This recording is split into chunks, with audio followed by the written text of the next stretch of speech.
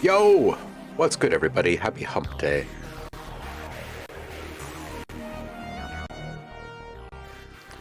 Hope you're all doing well out there. Ben's here! What's up, nanowires? What's up, Saffron? 15 months, dude. I appreciate you. Thank you. 15 months, dude. You would like to share some of the bow metal surface sounds you made yesterday? Yes, please. Yeah, do that. Do that. Hey, Heidi. Happy morning to you.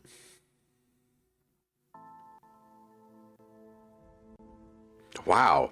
Last weekend wasn't my favorite, but today I feel like my soul is encapsulated in electricity. Wow. Bzzz. I got a special delivery in the mail last night. Honeycomb, fresh honeycomb. From a friend that just got back from visiting some extended family in Georgia. The country, not the state. Super dark honey. Really good wax. So I feel a little bzzz too.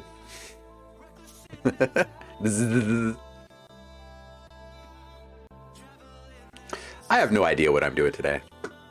So, I'm wide open to requests. That said, I'm probably just going to play. So, if you got requests, let's make them fun. I have literally no idea what I'm about to do. And those usually end up being rather fun streams. So, should we just kind of like play with some? Honeycomb, got some for your birthday like 10 years ago. Oh, it's so good. It's just so good. So good. I remember when I was little, I used to take chunks of honeycomb and chomp on them like they were gum. Oh, yeah, those were the days. All right, so like I said, I don't know what I'm doing yet. Maybe we'll play with something we haven't played with in a little bit. How about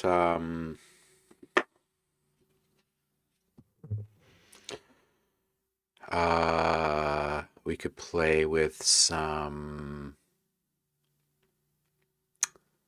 new native instrument stuff. We could play with some... What else haven't I played with in quite some time?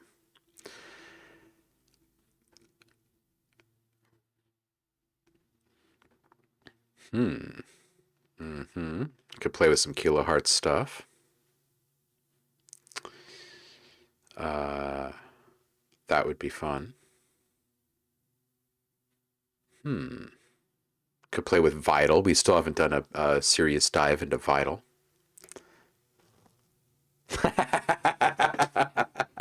Honeycombs are delicious, but I don't really eat cereal anymore. You know, I haven't had honeycomb cereal in forever. I'm talking about real honeycomb. Coats Beat, welcome in. Happy Wednesday to you. Hope you're doing well.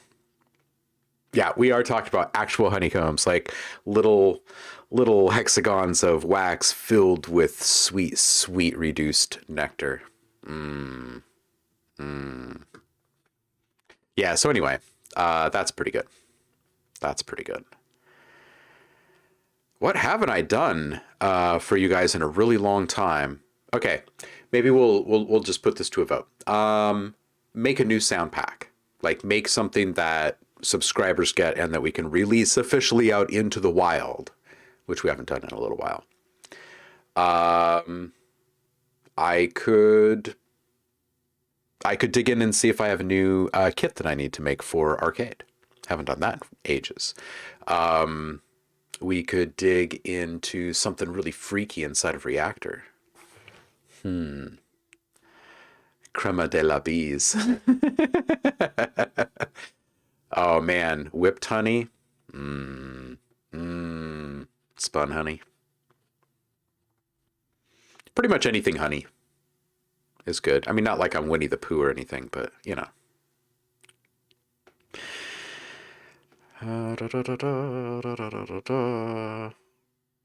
Phase plant.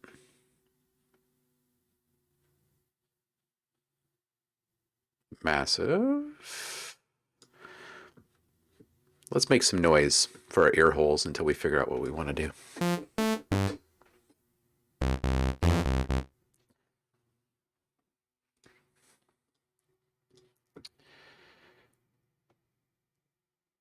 You know what it is that I think I would like to do the most?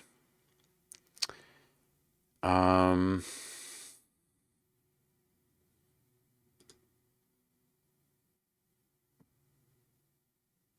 I think maybe a new pack.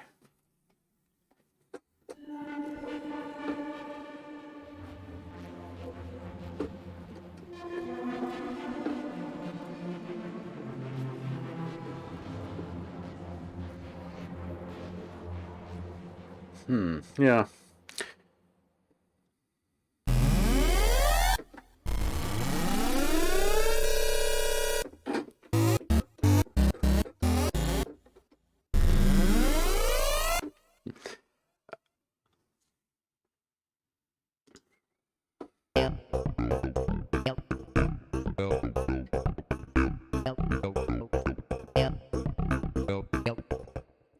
Oh, that's funny.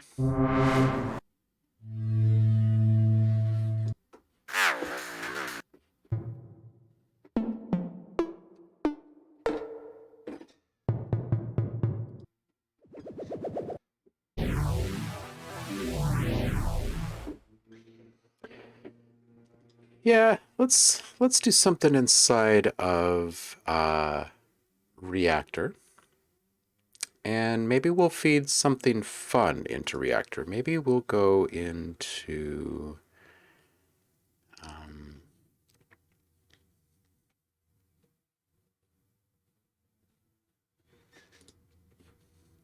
phase plant action. I have not fired up in phase plant in so long. So long.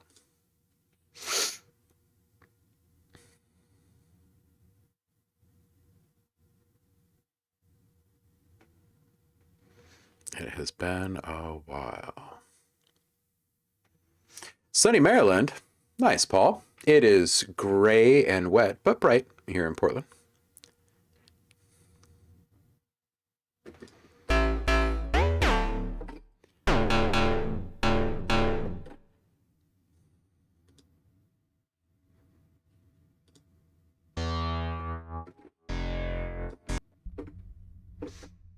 I don't think I've ever taken the time to go through all of these expansions that they've sent my way.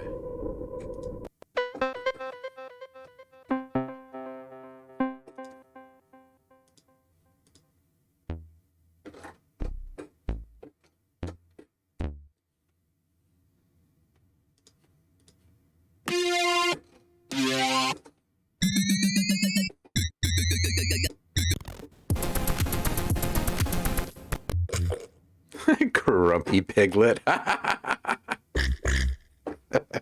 Didn't I just say something about Winnie the Pooh? That's a great sound.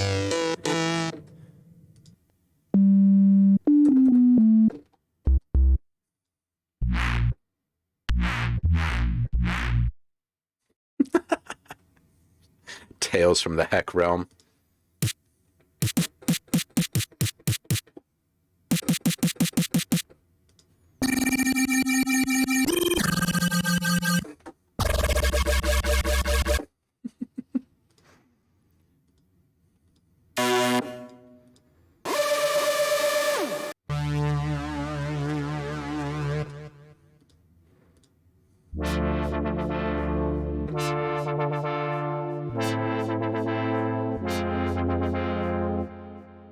Grumpy pig don't give no honks.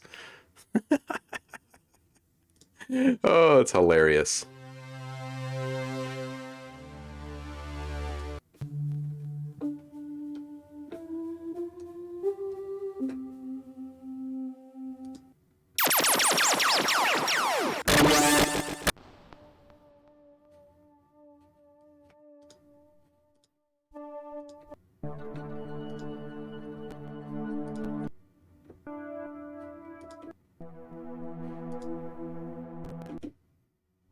I think I want to make some kind of like moody atmosphere type of thing and build some music on top of it.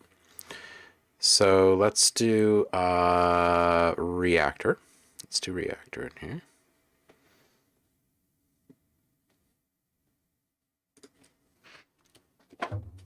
Hey, Zeva's here. What's up, Will?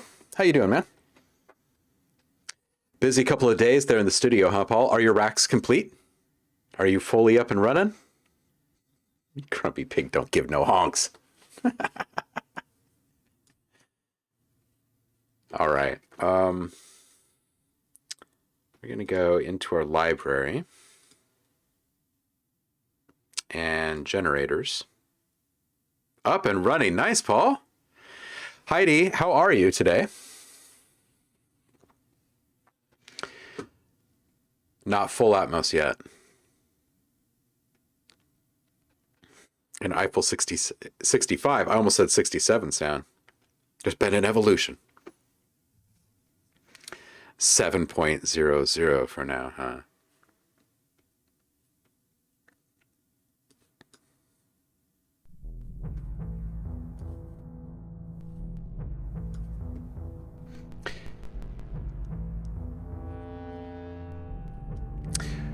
I think I mentioned this already, but in a previous stream, but I would like to arrange a little watch party with y'all again, like we did last year for the Santa versus the Martians, I believe it was.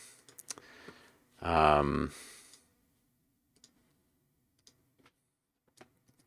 if you've got weird, wild, wacky requests, yes, remove all 12 samples, please. Thank you.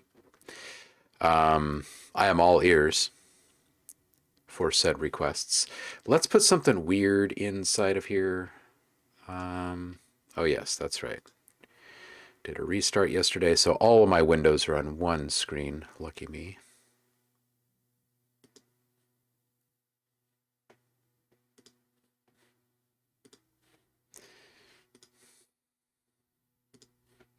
All right. Let's put inside of there, let's put some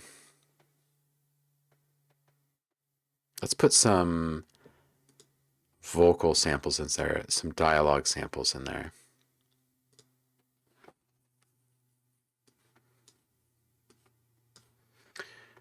Some despotism, I think. All right, so there's 56 samples in here, so I'm just going to take all of these.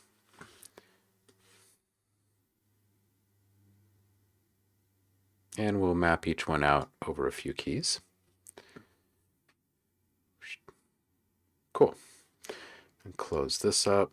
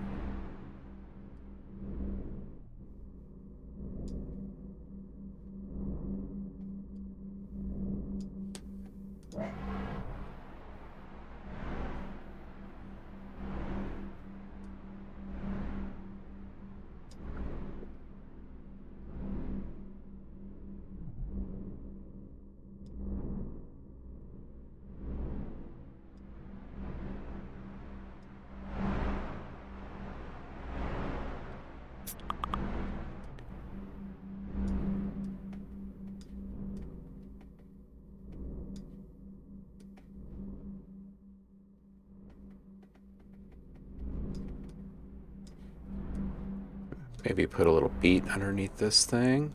Put a big wash on it.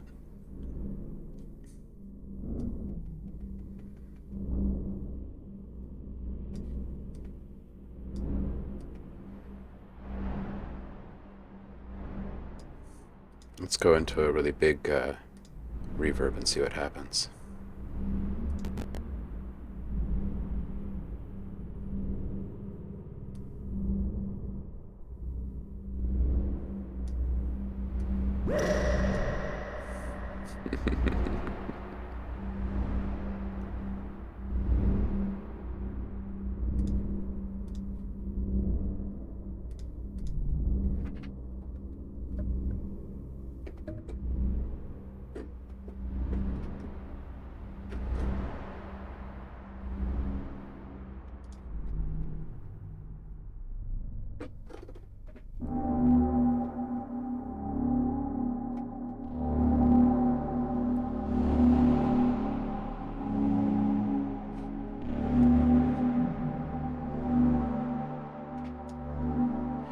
Where should we take this thing?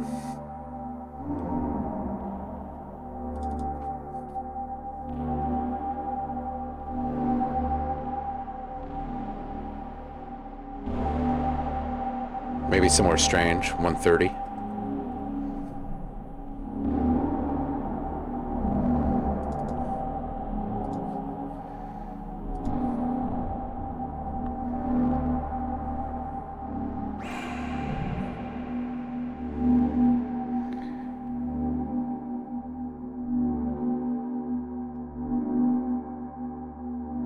Let's put this on a multi out here. Let's put a little kick in the background.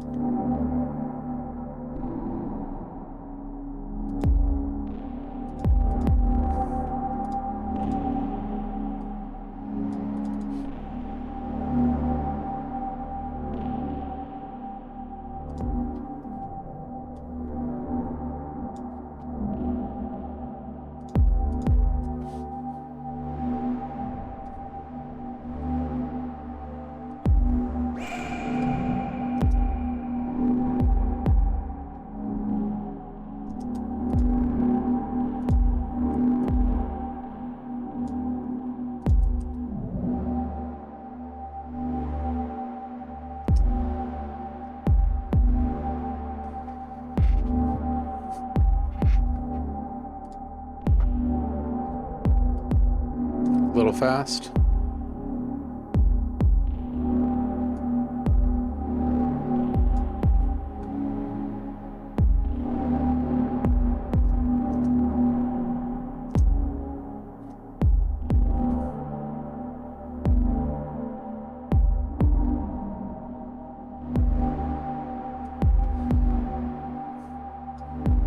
All right, and what note did I leave off on here? Maybe like an F here?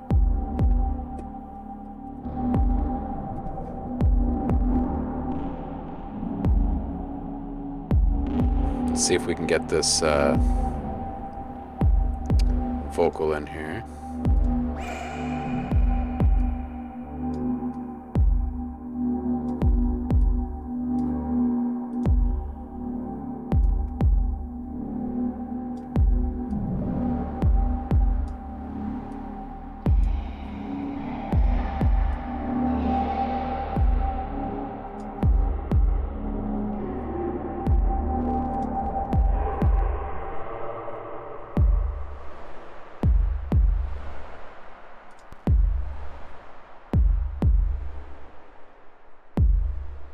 Oh, I want this thing to loop. Why is this not looping? Let's fix that.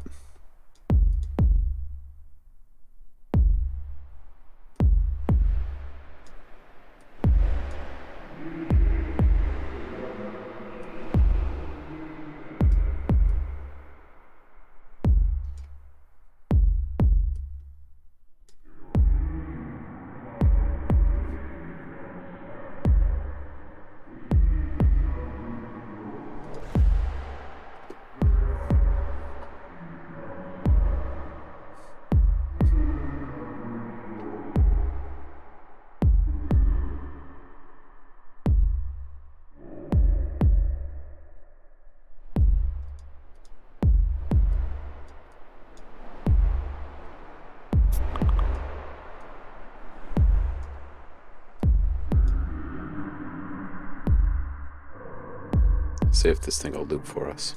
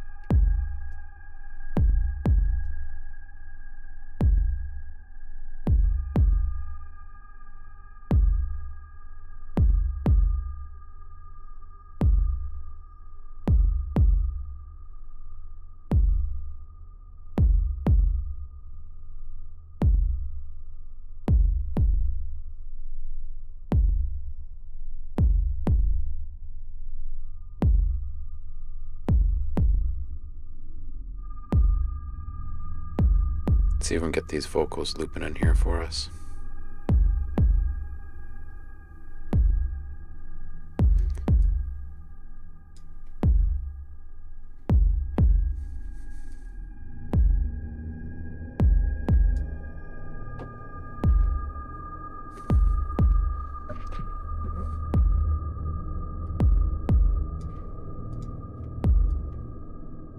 Get a little grit in here.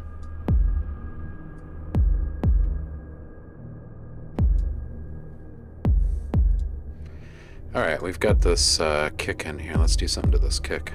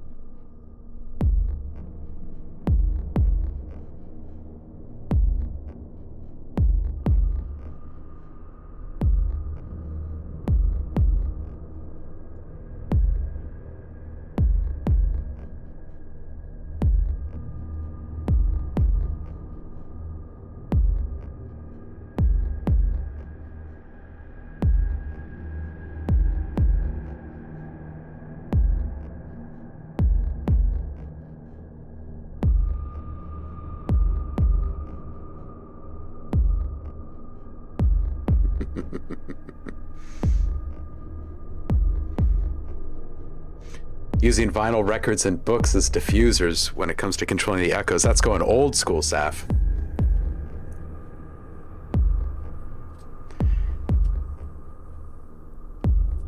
Yeah, Saf. You absolutely can share something with class.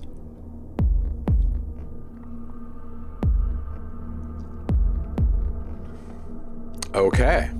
Is this the bowed metal stuff you were talking about?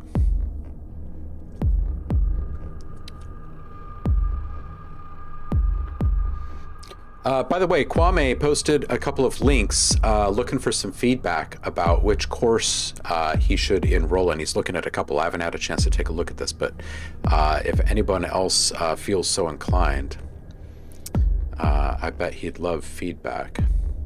Ooh, this is from Saf, Metal Bow Scrape. Ooh, yeah, I like that. I'm gonna download that. Got that one. Man, I really need to update the community drive. Man, oh man, oh man.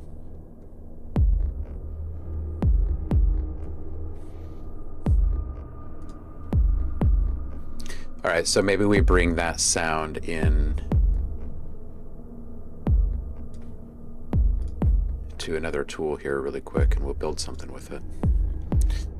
Before I walk away from this kick, I'm just going to put a little sauce on it.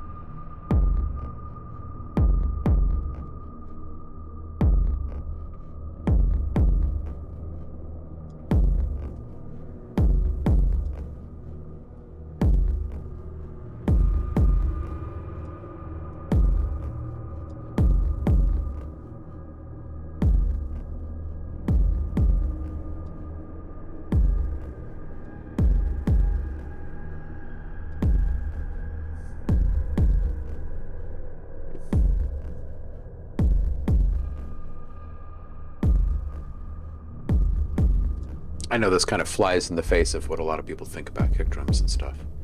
I'm going to put this thing through a granular delay after that saturation.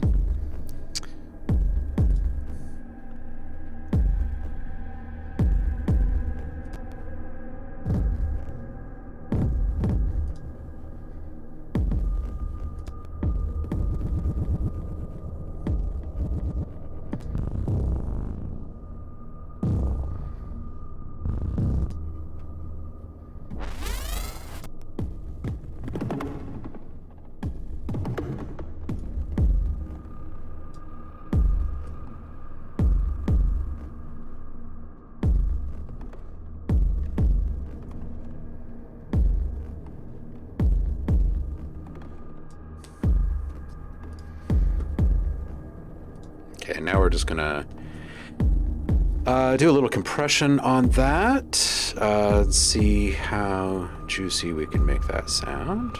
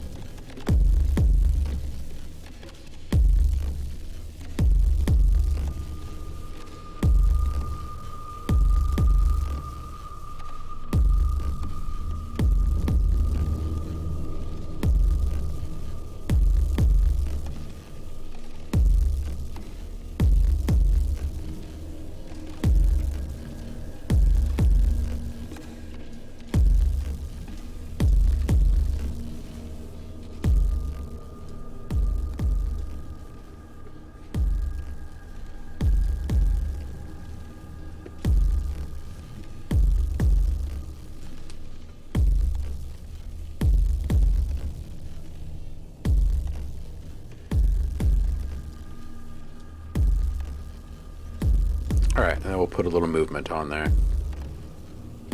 Let's just maybe just do like a basic little auto filter sweep. And stick an LFO on it.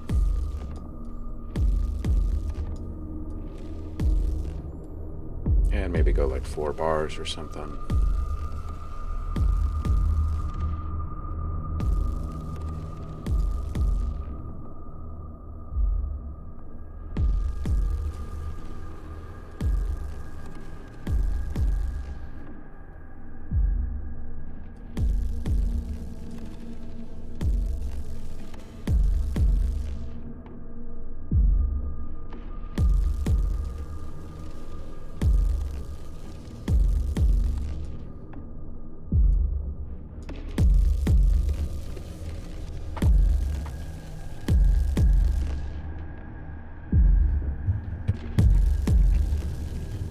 Booby LP 007, yo! What is up? Welcome in. Happy hump day to you.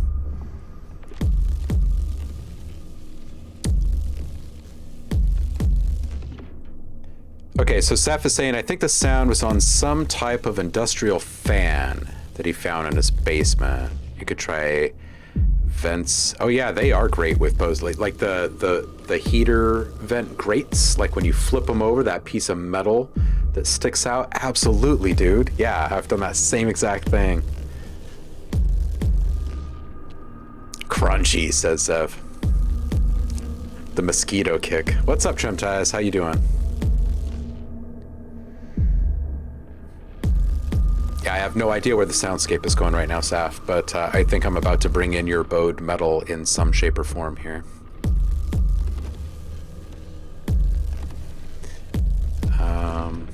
Let's just grab that really quick.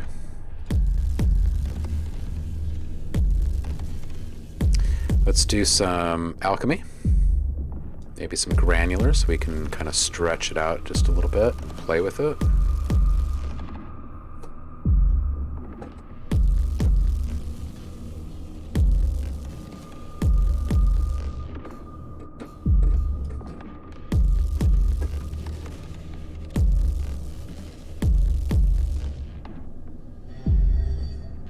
Okay, so it's a little quiet. Let's bring that up a bit.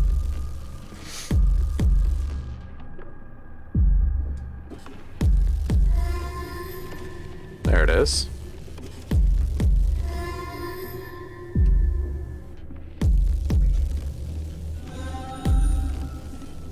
Let's see if we can tune this really quick.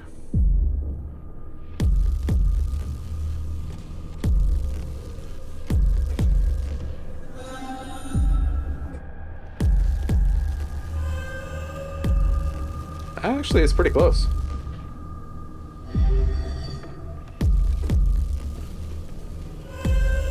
Good job, Alchemy. You're so impressive. All right.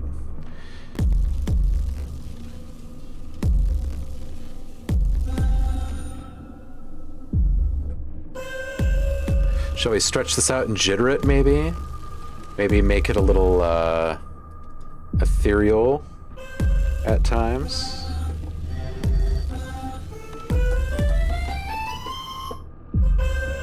Bowed metal.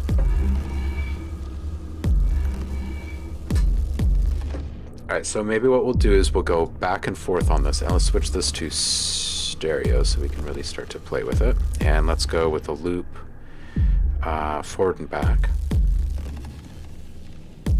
And adjust our granular stuff in here.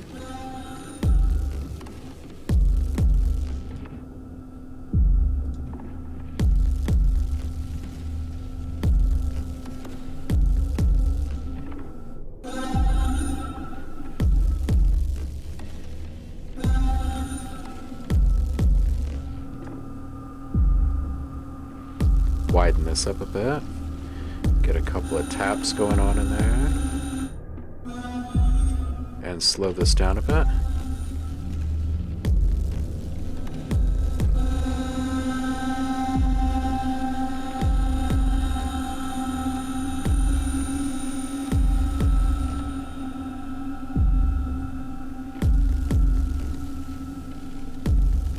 Let's get an LFO on there.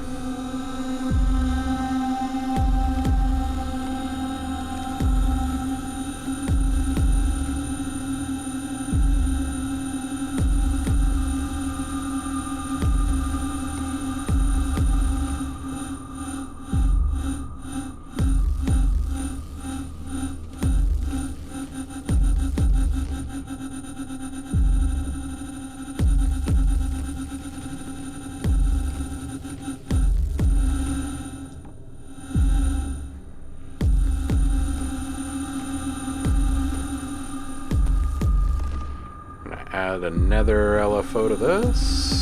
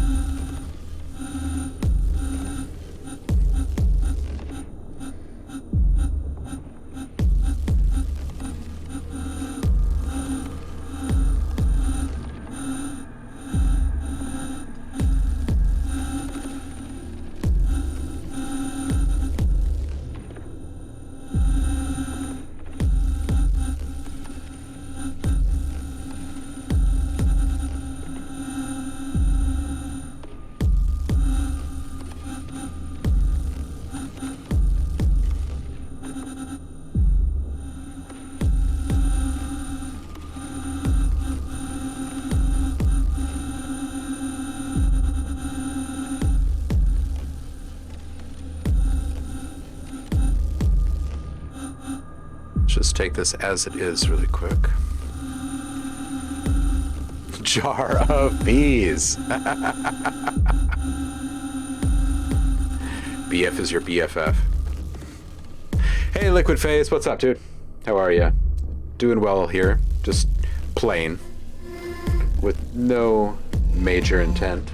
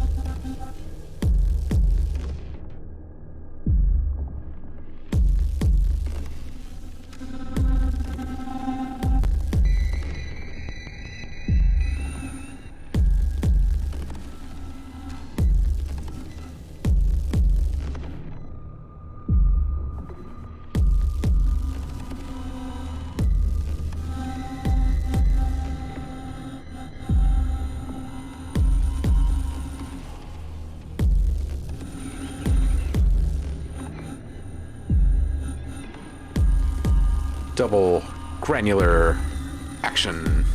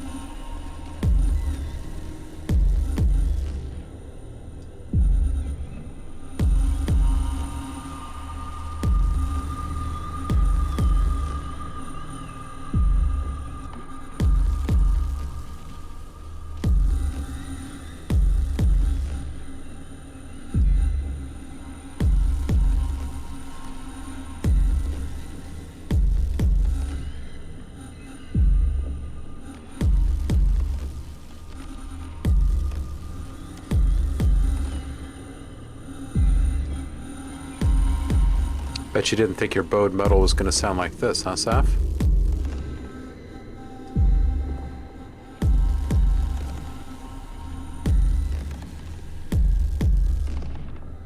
I can't remember what note I triggered inside of Metaphysical at this point.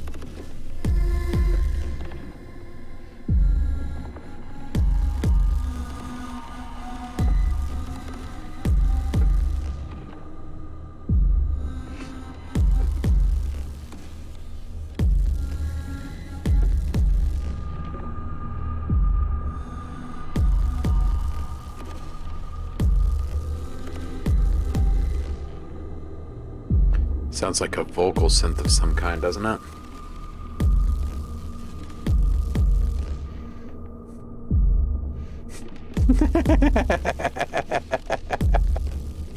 They want their honey back.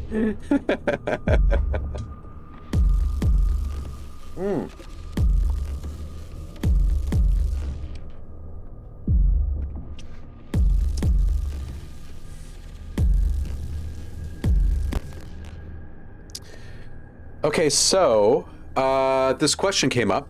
Drumties brought this up in the Discord. I think it was probably last week. And the question was about getting started. Is Fiverr legitimate? Like, is it a good way to get started or whatever? Or is it a good place to be?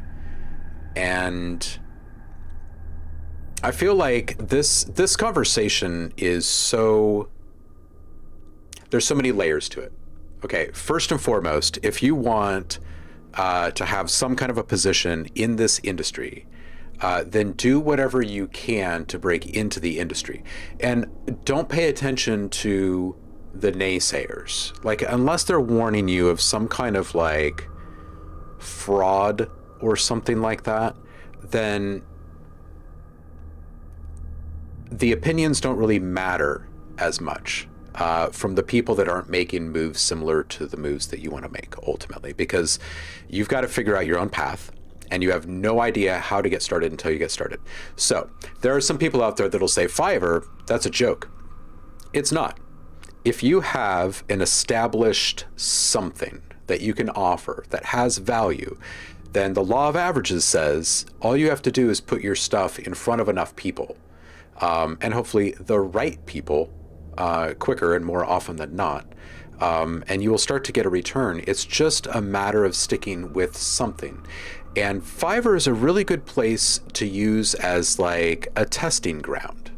What of my services that I can offer for a flat rate are actually A, in demand, B, not already completely oversaturated in the various marketplaces already, right?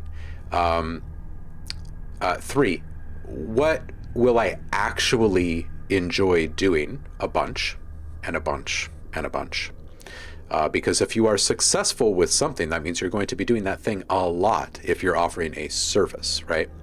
And then number 4, how much potential do you see for automation and streamlining?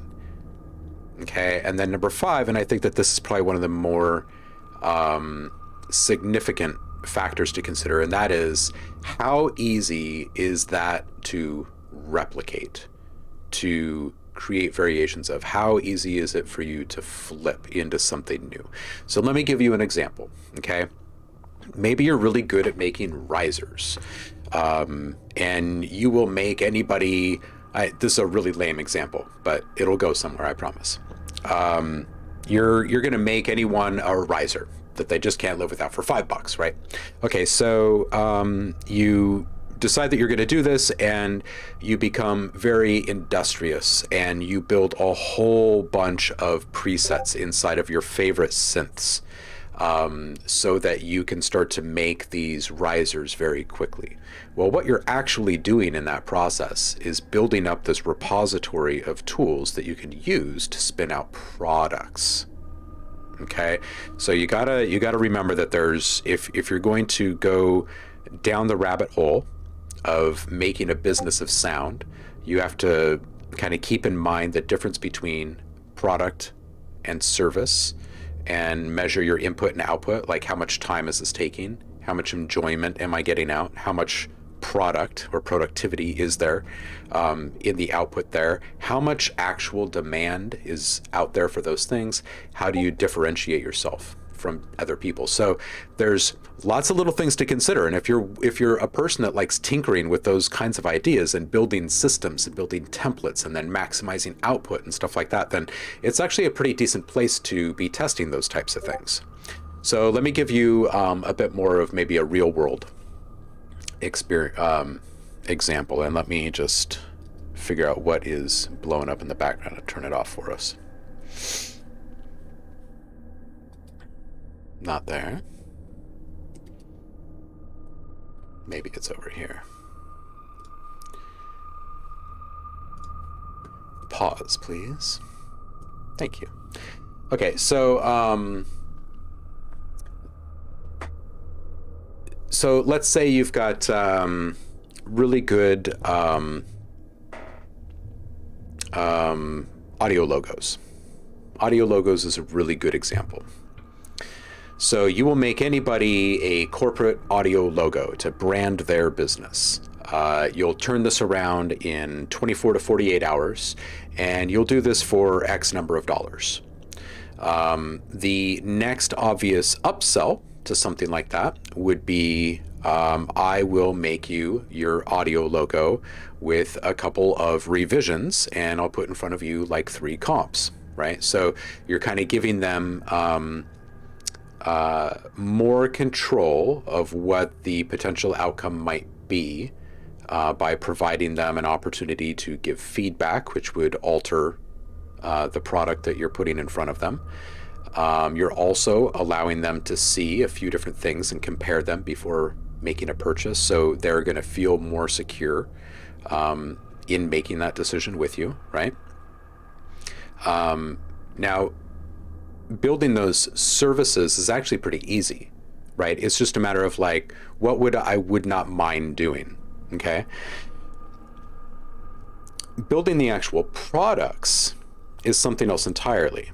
Okay, so you're trying to play both sides of the same coin, so to speak. Okay, there are people that will be happy to find something that works for them out of something that is that already exists, like a sound pack. Okay, and they're going to go through that sound pack. They're going to pull out the thing that they feel is going to fit their project best. And then there's the people that want something bespoke. It's the same exact kind of content. It's the same exact product. Now you're offering it up as a service, though, right? You're giving them some kind of a custom creation. And that's where the value proposition lies with a platform like Fiverr. How does your value proposition compare to others, right? How many risers is someone else getting? Or how many audio logos is someone else getting? You for that same exact amount of money and in that same amount of turnaround time window, right? The reason why I bring up maintaining balance between service and product is because when you put together a portfolio on a platform like Fiverr, what you're doing is you're offering a service. And you can put together a portfolio in a marketplace elsewhere that manages products, not just services. And you can start selling what you're making when you're not providing your service. But the systems that you create, the workflows that you build in your various tools, that lays the groundwork for ultimate efficiency and maximizing your potential output for each one of the products that you're building in said service, right? So you want to, if you do go down this path and you're trying to make this a business for yourself, you just want to be aware that there are these two sides to the coin at all times, and to find some kind of a balance there, because you're not going to step into a service marketplace like Fiverr and find instant success, most likely. Just like you're most likely not going to step into a product marketplace and find success immediately. It's a process of building over time for most people. There are people that could walk in and they got a hit, and then boom, they get a bunch of followers, and then they're pinged each time a new product or service is added to said portfolio. And then they're really hip on that person and that talent, so they tend to trend that direction for a while. But if what you want is really sustainable long-term success, then you build something over time. And as you're increasing the number of services you offer, you just take stock of what you have in your current portfolio of offerings, right? If you're feeling like your time is worth more and your offerings are getting better, then maybe you go back and you just not offer some of those earlier services that you were offering when you were first getting started. You should always feel like you have complete control. And just because you were a riser person or an audio logo person when you first got started does not mean that you can't be the best a podcast dialogue editor, or the best trailer maker, or the best, impact special effects guy on the block, or whatever. Like, whatever you actually want to be your main focus long term may not be what you start out doing. And just constantly kind of keeping tabs with yourself. Like, how is your happiness today, right? How is income today? Are you able to make an adjustment, right? Are you making more than you did last week? Are you happier than you were last week?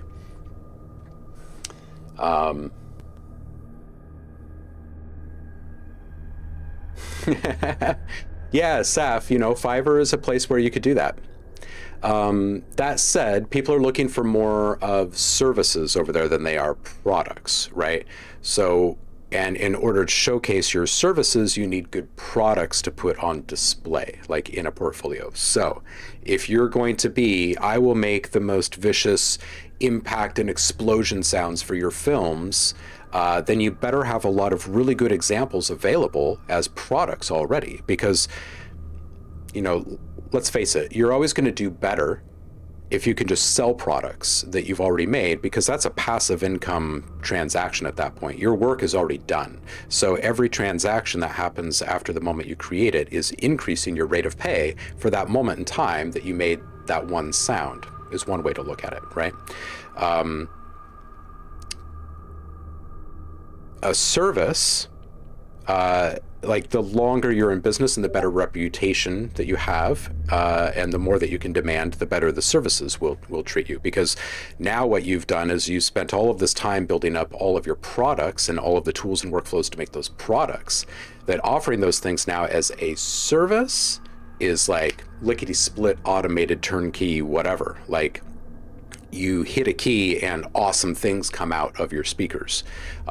Now, selling that as a service is a no-brainer, right? Selling that as a service when you were first getting started would be tedious and time-consuming, because you would have to build all of those tools and everything. So just being really smart in how you start building up those things. If you decide that ultimately service is the direction that you want to go, then Fiverr actually has a plan for you. It has like a pathway to, they call it Fiverr Pro. But you're in a launchpad situation here. If you find great success on Fiverr, then you can kind of take that success almost anywhere, because people know you. And that means that you can move around a bit more, right? You don't have to maintain like exclusivity or anything.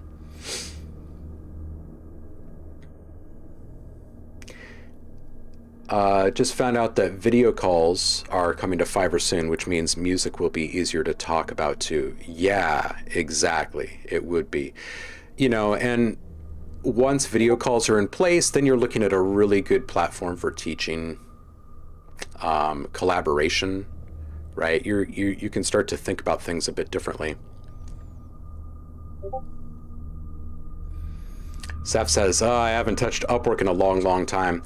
Yeah, you just gotta stick with it. If you're going to actually make some kind of waves anywhere, you really gotta buckle down and stick with it each day. Paul says, I will make a sound pack called Paul's Risers. No joking around. Paul Rising. Combat's Beat, welcome back. Paul says, could be a whole series, Paul Risers mad about you. Paul's Risers. Wait a minute. So Trumtai says, so what I've been doing so far, which I've loved because it's a playground with directions, I've been helping out streamers with like hype train songs and little tunes or opening themes. Yeah, man. So you found a niche. And now what you can do is really just kind of exploit the fact that there is this niche, and before other people start recognizing that this niche is growing, because it is, and it will grow at an exponential clip for the next decade probably. So this could absolutely be a little egg for you to sit on long term, but you want to start creating really, really innovative ways in which you can introduce to people the things that they need or want that they don't know that they need or want yet. And it's like a super, super great way to build differentiation early. Because other people are trying to keep up with growth when they first start out, right? And like how to develop their brand and whatnot. But if you are truly innovating in how you bring these things to people, you'll always be one step ahead. You really always will. What's up, Javar?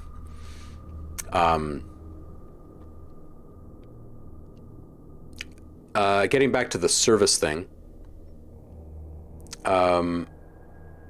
Waiting for people to come to you in a busy marketplace, it's very, very slow at first, right? So you really have to advertise yourself, especially nowadays, because these platforms have been around for several years now and they're big, they're saturated. And so you have to find a way to drive traffic to you from external locations. One way you can do that is to set up portfolios on a few different freelance websites, and then mention the fact on those websites in your profiles that you do offer services on Fiverr. And this is kind of a sneaky way around one of those clauses that says you're not allowed to take customers away from one platform, and start working with them outside of that ecosystem or whatever. So what you can do is make people aware that you can be engaged with in different ways, monetarily, right, to provide your service, through the validation, through the social validation architecture, right? Like on most profiles as a creative, you are able to post these different links to different portfolios and stuff to prove your worth, right, and your experience. So a lot of people use that as a discovery tool, which makes it hard for freelancers in those marketplaces to really, build some kind of traction. But at the same time, it does allow for more direct contact to be made between the creative and your potential clientele. So just being present in multiple places and then having each one of those places kind of aim back where you want to actually drive people is probably a good way to start growing in a marketplace that's big and busy and you're just getting started.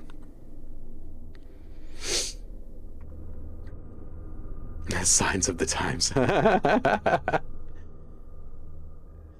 Send one sound to a streamer, but she never used the sounds. Yeah, Saf, these are things like you just gotta, it's catch and release, right? It's make and release, and you just gotta be willing to part with a pitch or an offer that you make to someone the same exact way that you're willing to pitch or just walk away from an individual sound or a track. And the more time you put into something, the harder it is just to hand it to someone to walk away and accept nothing comes of it. And I get that, but that's why you have to be prolific, right? You have to constantly be outputting. And not only are you building content in that time, but you're building calluses and you're building routines and you're kind of moving beyond those hangups of rejection and dwelling on the fact that something didn't go somewhere. So much of the time, you're not actually being rejected. It's just that the person never follows through on what they were about to do. And that's just life. Like, that's just part of it. Andromia, welcome back. Happy Wednesday to you.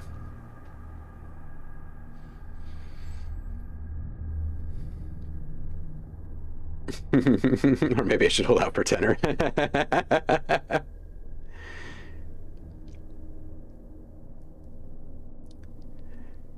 Yeah, Tremtize, I'm with you there. I mean, if your passion lies in helping creative visions come to life, like helping things move out of the ideation phase and into the wild, then this is absolutely the kind of business for you, right? Because that's what you get constantly.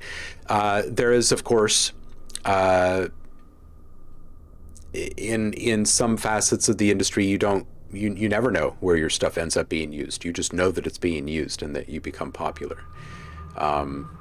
So depending upon what kind of feels you want at the end of the day. If you only do one thing, it's like, dang, my one thing didn't go anywhere. If you do a bunch of things, when a few don't work, it's more like, meh, whatever. Exactly. And then beyond that, you move past the meh, whatever stage, right? Like,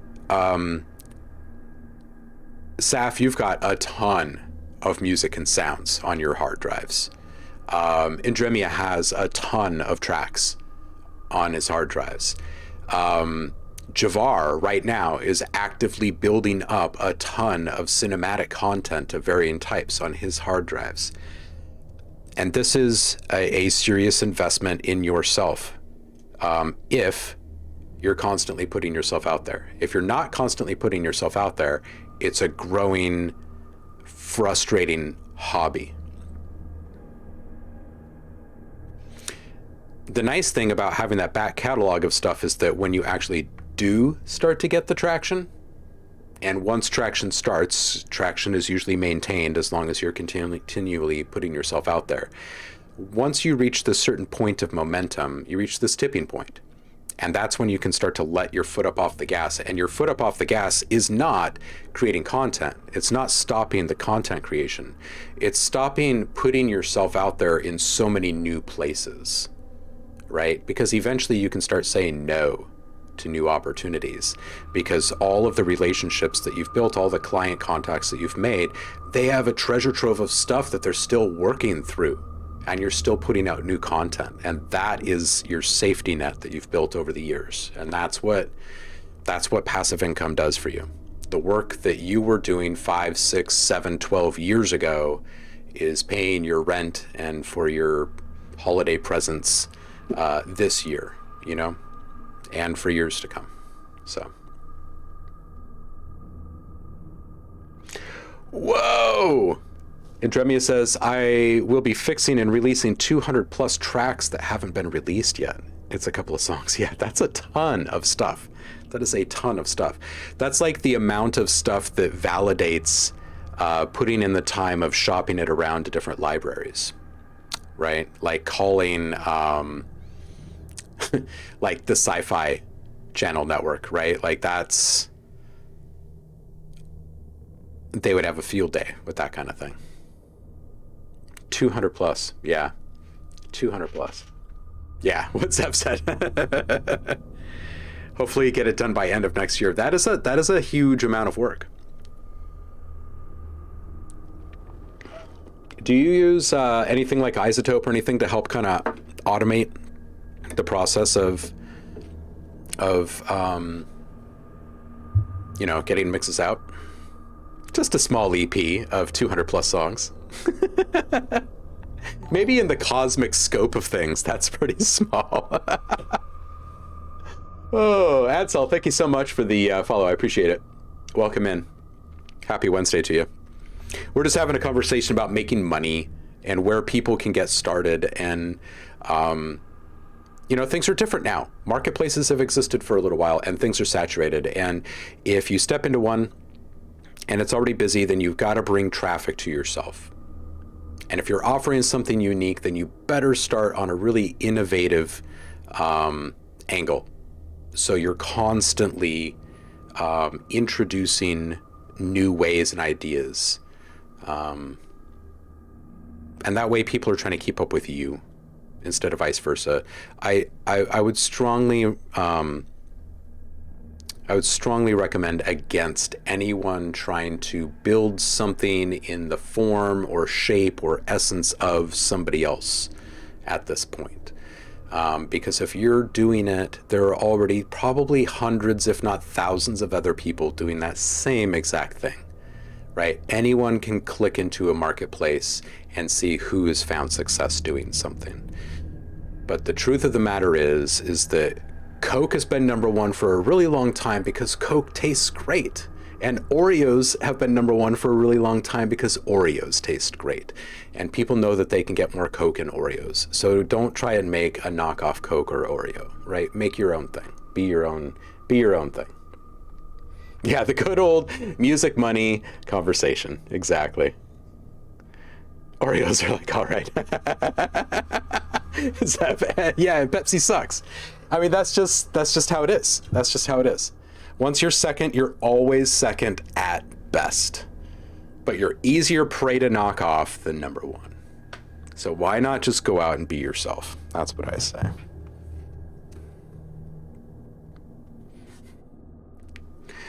Be Dr. Pepper, yeah, right? Who would have thought of carbonating prune juice? It's brilliant!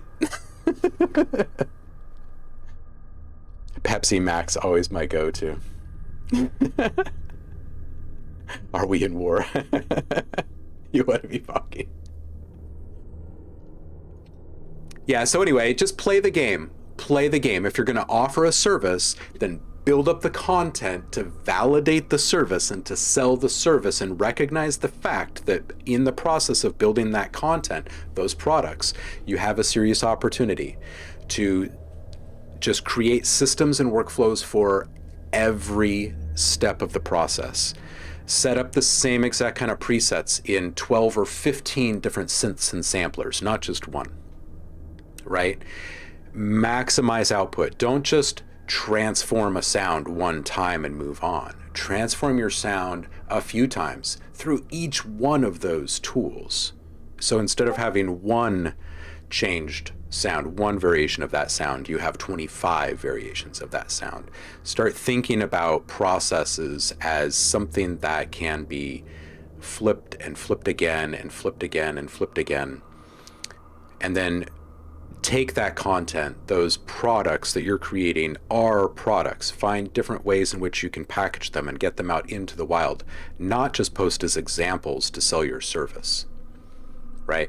So that way, when people come and find your service and they see that it's going to be 24 to 48 hours, and they also see 100 different products from you of that same type of thing, a lot of people will opt to buy that product really quick, which keeps your queue open, which keeps your rate of pay for that one item that you made months or years ago going up and up and up on a daily basis, right?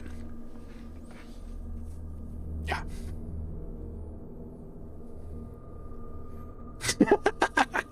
Seth, wait, is that what actually Dr. Pepper is?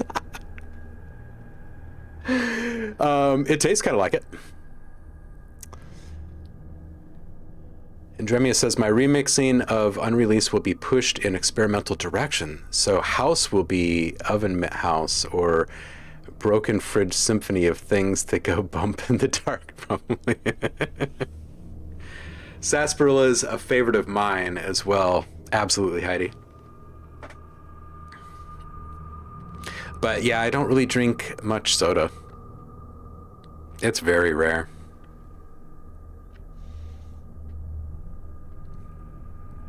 Oh, so Heidi, have fun and wear something you don't care about. One of the very first things a couple of my friends put into their soda stream thing was wine to see what it would do, and they had like tie-dyed clothes. Yeah.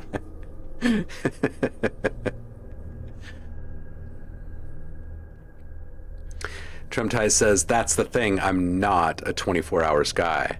Yeah, see, so then this model works really, really well for you, right? It takes you time to build your products, and that's fine. Advertise yourself as having a week turnaround time. It's going to bolster the sales of your products because people want bam, right? They want instant satisfaction. And if what you're committed to is building things that will truly help support and bring to life other people's projects, then just continue doing that. Right? And if that's your sole focus and no one's putting through orders in the service queue, right, then no one is pulling you away from doing your task. So every day you're building your portfolio of content, of products which are sellable and licensable. Those are the things that give you your social proof and your validation needed to offer your services. You'll sell more services over time, and in that time you will build and evolve your workflows. That's my point, is that by the time you start to build the traffic to actually build some kind of a business around selling a service, you will have streamlined your stuff to the point where you can be a 24-hour guy because you have so much product and you have so many workflows and so many presets and stuff already saved. Veva Official, welcome in. Happy Wednesday to you. Just got here and this dude sounds really wise. Well, thanks for coming in.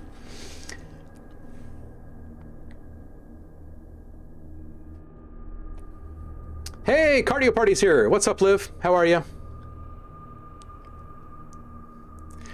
Tremties, I prefer water really. Yeah, for me, it's water, tea, or coffee most of the time. Although I had a beer last night. That was unexpected. It had been a little while. I don't know what it is. I think it's just because the social side of life has just been utterly crushed with the pandemic. That like it's kind of rare that I even crack a beer. I'm just like, all right, got shit to do. I'll just go make noise.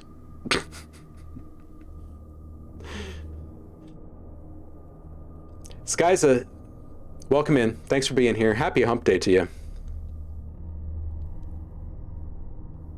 Yeah, Coke is so good and it is so bad. Rose water, that's a good idea, Purple. We actually make water-based kefir here. It's very fizzy and has exploded bottles. I bet, Jafar. Zev says, I got a soda stream a few years back and it's probably my favorite thing I've ever bought. You know, I remember you telling me a couple years ago that it was like your favorite thing. And I have several friends that say the same thing. I don't have one. I don't have one. I would probably drink more bubbly things if I had one, I guess. Bar says, and yeah, don't put anything but pure water in a soda stream. The additions can cause bubble to for that don't pop fast enough and it all explodes. Oh. Gotcha. Tremtai says, yeah, I said I'm a sign maker, so I'm used to that back and forth communication. Yeah. I mean, if you're already in that mindset, then it's not anything that you have to acclimate to. I'd say find 5 things. Find 5 things that you want to offer as a service, and then ask yourself, what do I need to do to really sell those services? And 90% of that is probably going to come down to content or in some way related to content. It won't just be branding or, you know, building your book of business, that type of stuff. It'll be more about like, what else can I put in front of these people and how can I package it in a way that before they even click on it, they know that they want or they need it, right?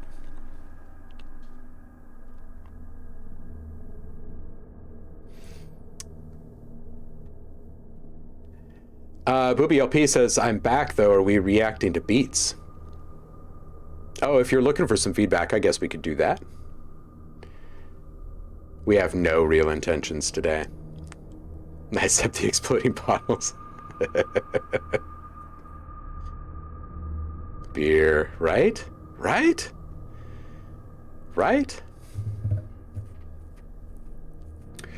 Dude, yes, Zev, we do need to make noise and crack a beer soon. Seriously, we really do.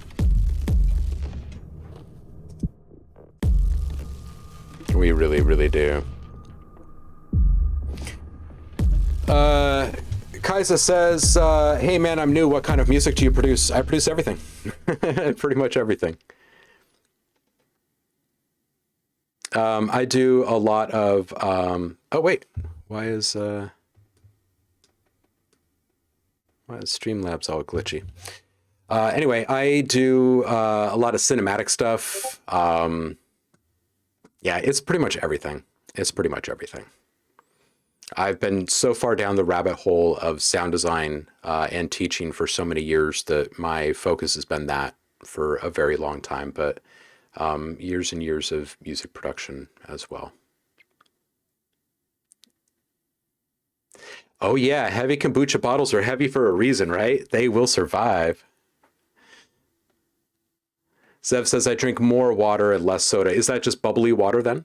Are you just addicted to the bubbles?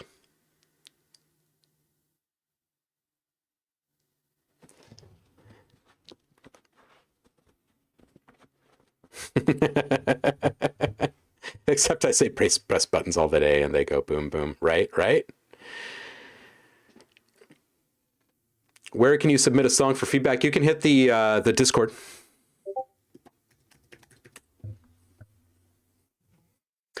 And Dremia says, the only intention for today is to not fall off this chair. That's about it. Nice.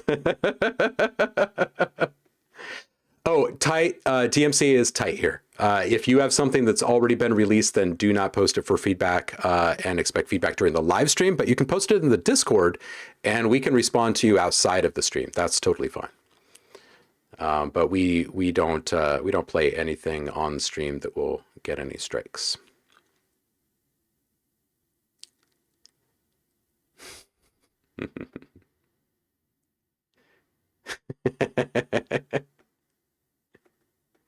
Yeah, Andrew, I mean, I don't know why I'm surprised when Streamlabs is glitchy in any way. Water Gang. Paul says, OhmLab produces the sounds we use to produce tracks. Yeah, what's the simplest way to say this? So I own a couple of different sound design companies that make sounds, instruments, effects for music makers or filmmakers or game makers or whatever. And then I also do quite a bit of audio and music production for licensing. And I currently working with a company called Audio Design Desk, which is kind of a next generation DAW, built for the post-production side of the industry, but trending towards just general DAW domination, I guess.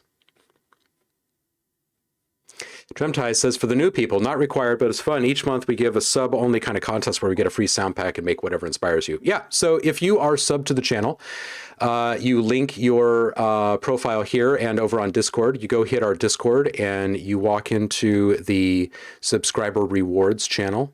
And you grab your free sound pack of the month. And every single month, it's totally different than the month before. And whatever you're inspired to make with those sounds, you come back and you submit it as an entry in our monthly challenge. It's a community challenge that's free. There's no strings attached. You don't lose rights to your music or anything. You just come and share what you make, and we say nice things about it. And then you get another free sound pack just for participating. And then there's a chance to win the whole thing, which includes, like, what is it, you guys? Maseratis, Everlasting Life.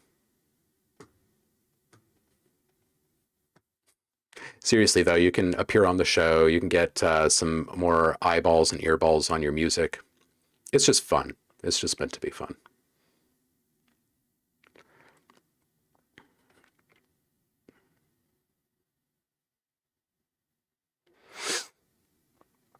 Domination, says Javar. Bubbles the squirrel. Bubbles the squirrel. It's kind of weird that this stopped itself. It's supposed to be a generator. Bubbles the squirrel, says Heidi.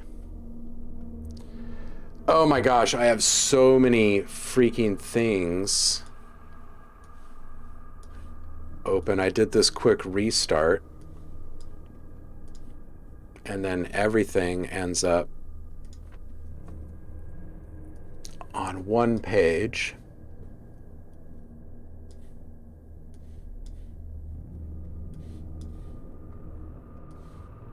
Oh, there it is. There it is. You were saying... What did you say? Bubbles the squirrel, huh? We'll add that.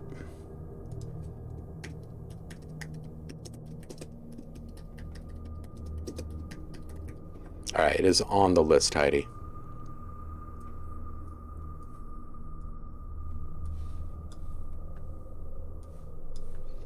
Holy hell. Man, you know, when an app crashes and you have a whole bunch of untitled documents in that app on a Mac, apparently now, it sprays them all out in front of you upon restart. Not really a fan of that.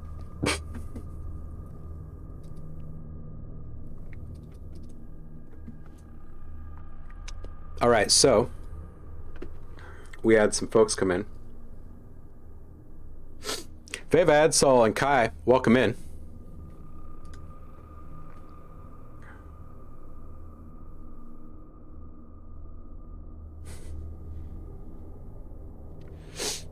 All right, so we've got something here from Kai, looking for some feedback here.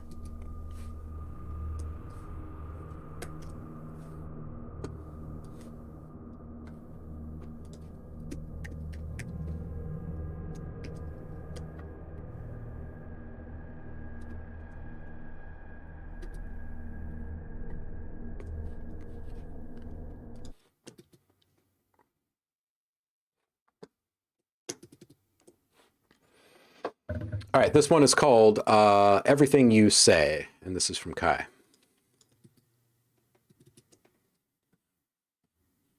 Bubbles and Stubbs, PhD.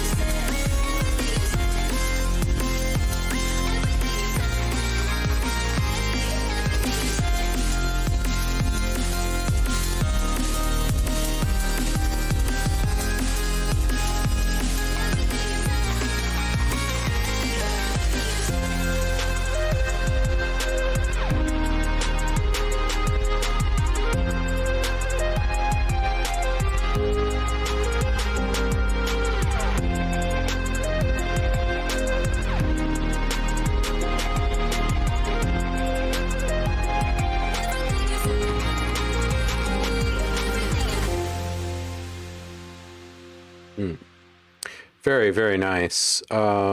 Just so I don't lose track of this thought here.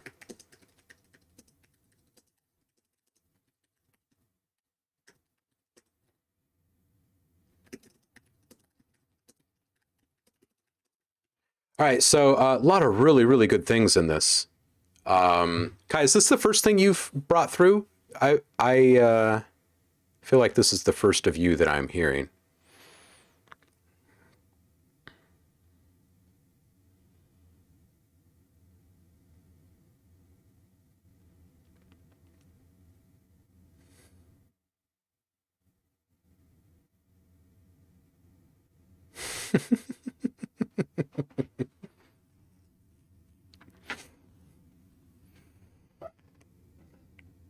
Yeah, I know. Tremties, dude, organize my shit, right? Yeah. So I use TextEdit to write down a whole bunch of different things, right? That I then like transfer over into, like Google Docs or whatever. So I have like a copy that I can back up into iCloud or whatever. And I will oftentimes get the thing done, copy, paste, or whatever I need to do to move on. And then I'll like close it and move on. And then I'll have a whole bunch of untitled things. And then Siri, or whatever we call the intelligence side of the inside of the OS these days, is smarter than me and says, "Oh, you need to label all your stuff." And I'm like, "Oh man, I don't want to go through it all right now because now it's like 40 of them."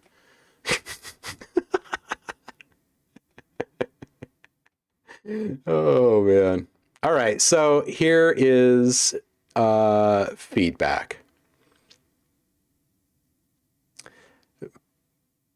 People are digging this. You think the distortion sounds a bit worse through the stream because I can hear it too, but maybe that is just me. Thanks so much for the input. Because found it enjoyable. Yeah, so I find many things enjoyable about this. So let's just run it through it from the very beginning here. Really nice intro here. Really, from the onset, you have a very clear vibe. A nice image, by the way. I'm a fan of staring at art while I listen. So I think around 43 seconds, you should have a bit greater separation between the low end elements and your piano. Because right now at 43, there are a couple of different points at which we struggle to hear the piano. The distortion shouldn't be anything added. Like there's no compression on any of the audio here or anything. That said, going through Streamlabs and Twitch does result in oddities sometimes. But at 1 minute, I think the lead synth is a little bit buried. And it's not a matter of separation. It's a matter of just a volume balance thing. 109 could use a bit of just like mid-frequency accenting on the drums for excitement. So multi-band compression and really just kind of focus on the mids there. I bring it up here again at 238. It's both at the transition. You've got a nice little drum fill, and I think that at that point is when you give it that accent. So it really...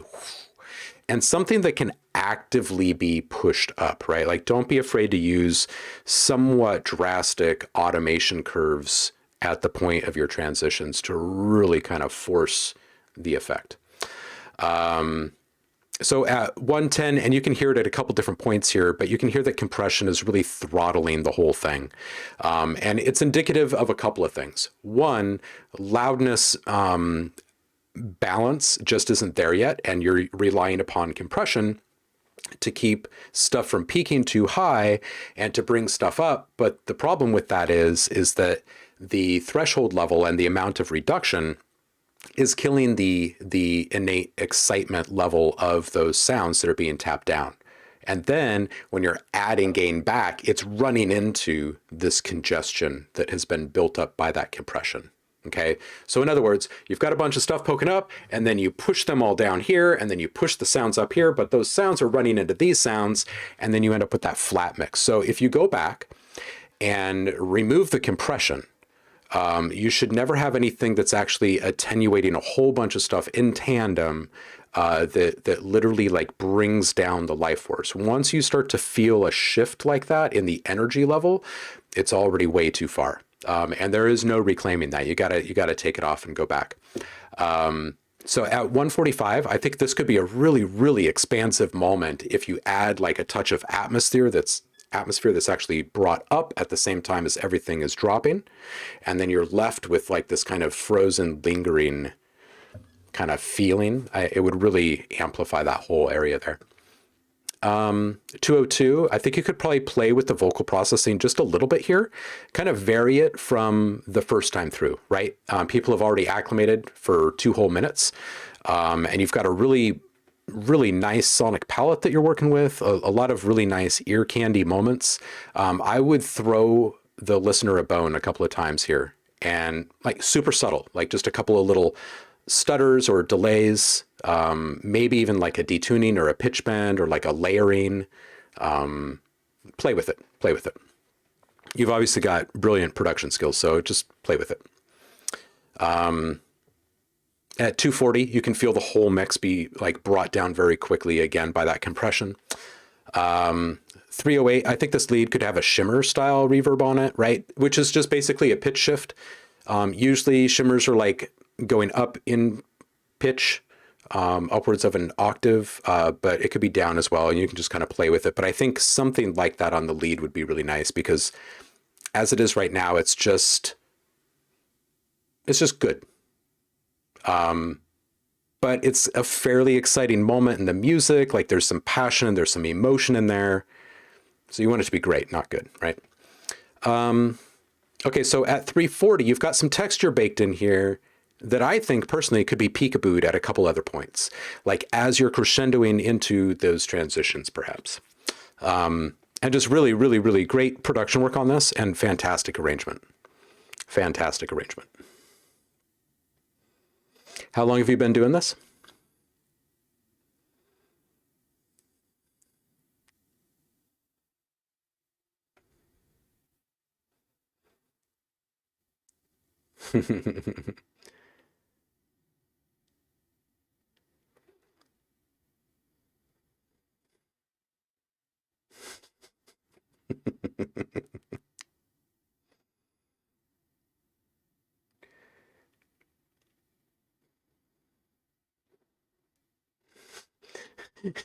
I'm proportionally inclined.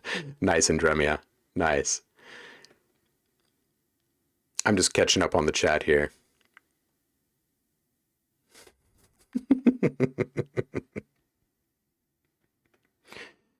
Yeah, that pick is trippy, right?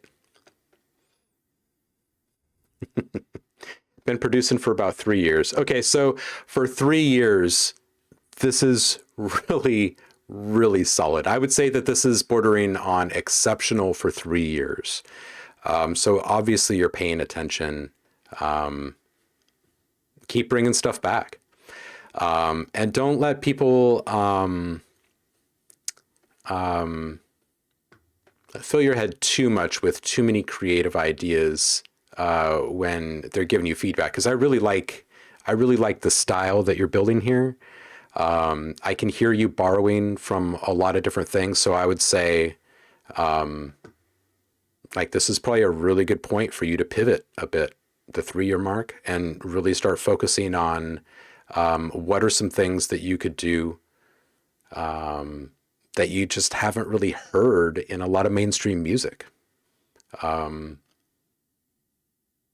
I think one area where you could probably start finding a lot of enjoyment in that process is with the vocal processing. Vocals are really fun to play with.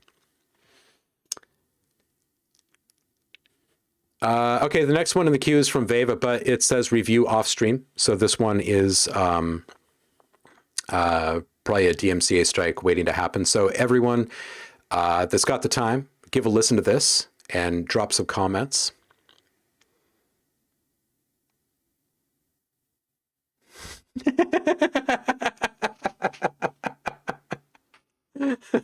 Paul, dude, my poop on my new audio system is insane.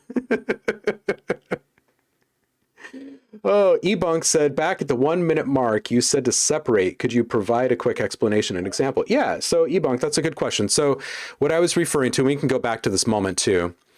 I'm saying that, and there's actually two things. We can listen to them both. One at 43 seconds and one at 1 minute. Greater separation between low end elements and piano. So let's go find that. 43 seconds.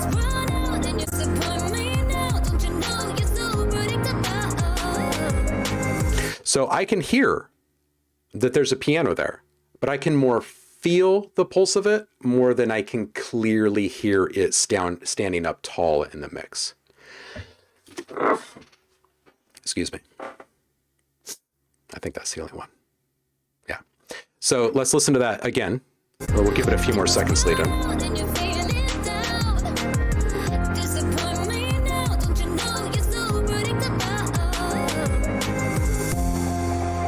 So I would say do yourself a favor and go and listen to a wide variety of various forms of mainstream pop music and how piano sits on top of the mix. Because right now it's tucked into the mix. And a lot of it has to do with the frequencies in play, with a couple of other elements and where that sound sits in the mix. And I'm not talking about like where it sits volume wise, but also in the stereo spectrum. So let's listen to this very critically here.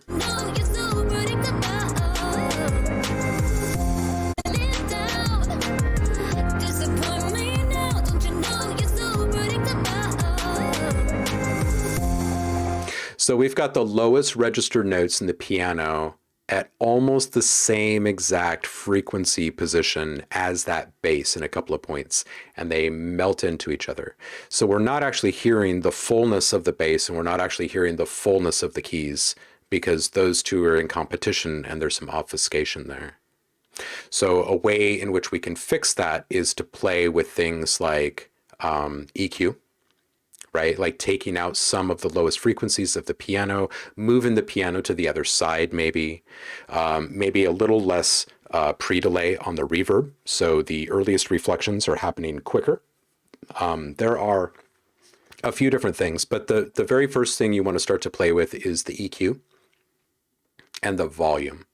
And make sure that when it's just those two things playing, that you can hear it all very clearly.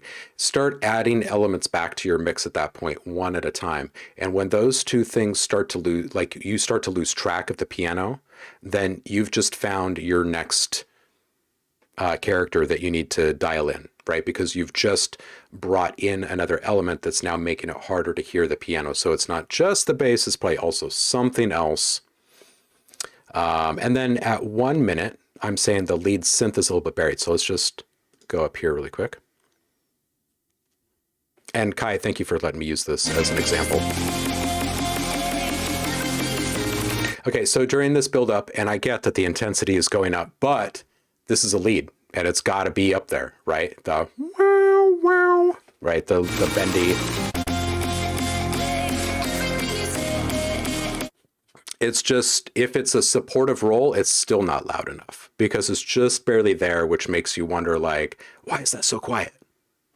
And I think it's a fairly important, like, emotional supportive element in there. So I would, that one is just volume, but the other one has to do with frequencies and stereo position as well. So.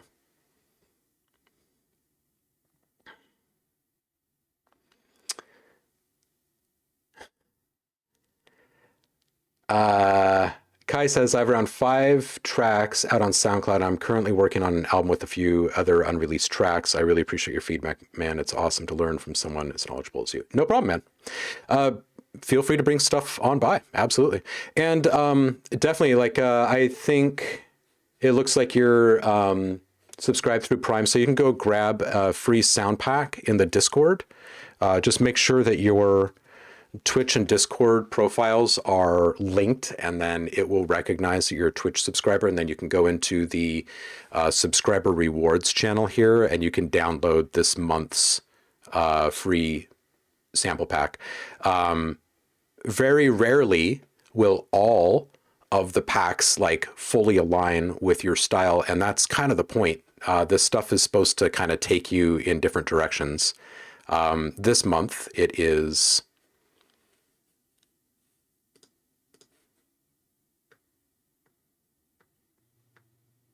the modular clouds pack, which is a whole bunch of modular synth stuff, but the catch here is that it's this ambient down tempo stuff. I want to say it's like 68 BPM. It's a funky BPM, so it's going to force everyone to use their samples very creatively. Perhaps not slowed all the way down, but just using them creatively. Anyway, the reason why I bring this up is that if you've been doing this for 3 years and you've got this sound, then I would say push yourself in a whole bunch of different directions while your brain is still fairly plastic with all of this. And it will help you discover and kind of polish your own thing. Because as you work across different genres and different ideas, and you're forced to use different material that's like outside your comfort zone, you start to recognize like things that you can do, that you're drawn to doing. And those naturally just kind of turn into signature moves and sounds. And that's what you need. That's what you need to separate yourself in the pack. So yeah, consider playing with us on that one.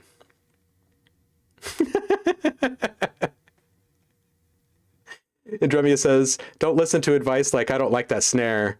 This is not it, bro. I can still hear instruments. We need more bass.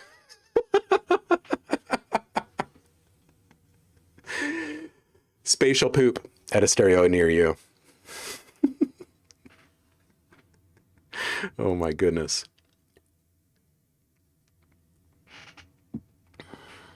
Yeah, you bet, Ebunk. No problem. Clarity is always good.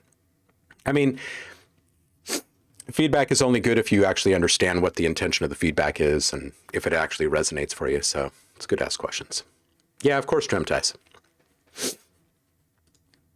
All right, so Booby LP has got one here.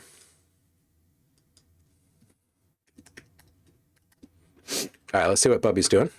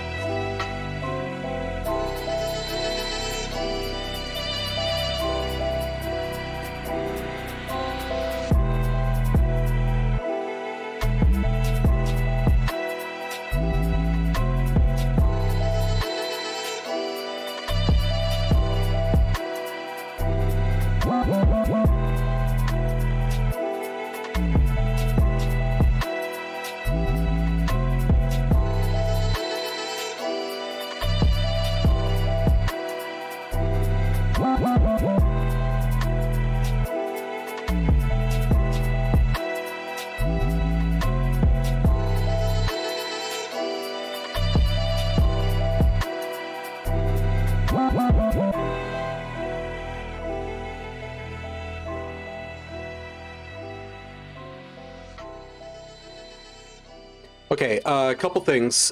If I'm remembering correctly, Bubby, this is an improvement over the saturation and the overall loudness of the low end over the last one or two that you've brought. So good on you. This is better. Maybe consider a couple of few subtle delay tails on those sticks. Not all of them, just like every third one or something. Maybe just like a little bra, bra, bra. All right, so there's a couple little sounds like this, but I'm going to point out this one specifically. Not quite quiet. Tiny little quiet noise effects in the background can come up at 55 seconds. There's actually a few of these things. Let's go back here and just peekaboo that really quick.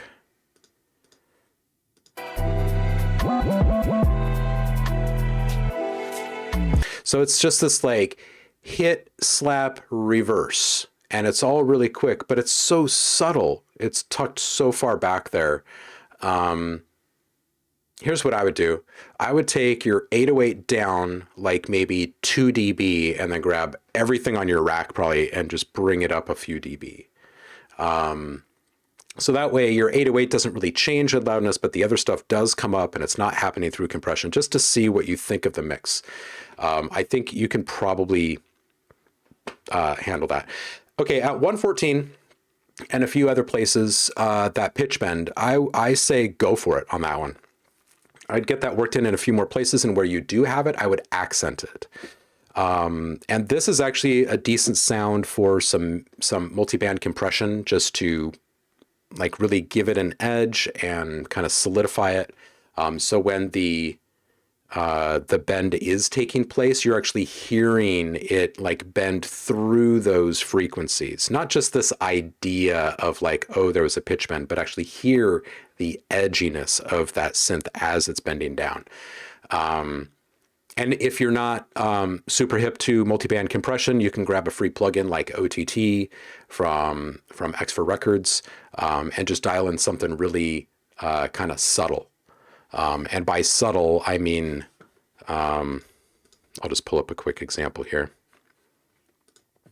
By subtle, I would mean not a lot of downward compression. Downward compression is going to squish your sound. Expansion or upward compression is going to boost a sound over a certain threshold. And you can actually move around these bands in here. This is your upward compression. This is your downward compression. This is your volume mix over here. So what you can do is probably take down your lows, and you can probably take down take down your highs up here and take down your lows a fair bit. And maybe bring down your volume of your highs and maybe your mids just a little bit. Maybe something like this. And then adjust your output accordingly. And what this is going to do is just going to help you put an edge on your sound and help you hear it in the mix just a little bit better. And I think that those pitch bends will end up sounding rather vicious, which would be good for you. And that's it, really. I mean, honestly, it's a pretty solid idea that you're riffing on, and it's absolutely worth chasing through to the end. And I do think that it is an improvement over the last ones that you've brought.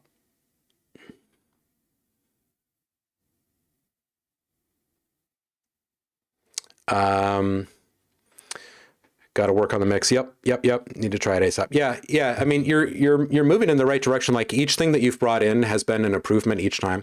So just keep focusing on the same exact things, man. That's really all this is just iteration. Get through this one, get the mix nice and proper, and then on to the next, and don't look back. And just keep going and going and going, and see if you can knock out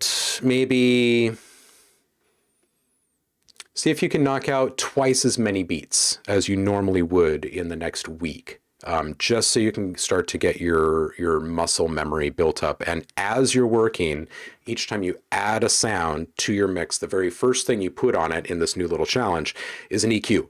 And the very first thing you pay attention to in your EQ is what is the lowest frequency that I can remove in this sound without it affecting the life force or the gravity of this sound. Some of the sounds it'll be way up here, and some of the sounds it'll be way down here. And what you're hoping for is not too many sounds colliding in this space right here. And the first way of stopping a lot of that conflict is with an EQ. So as you're actually adding stuff to your mixes, slap an EQ on it immediately and see if this helps you build up the output, like the rate at which you're outputting your beats. Okay, so you're kind of mixing as you're going now, and you're aiming for clarity. Because I think that where you are right now in your learning curve, this is going to open your eyes to a few things. The very next thing you do after you put an EQ on there is dial in a stereo position for it. And depending upon the DAW that you're using, you might need to move out of what's called balance mode and into a stereo mode. Balance just basically means that as soon as you move it away from center to the right, that the sound disappears on the left and that it's only on the right. But in a stereo pan, it means that you've moved it to the right. You still hear some on the left. It's just dominant to the right, if that makes sense. So start mixing as you're adding at this point for the next week, just to see exactly how it affects your output. And I think that if you double your output in the next week, that you'll probably hear significant improvements in a couple of different areas. Much love right back at you, dude. 100%.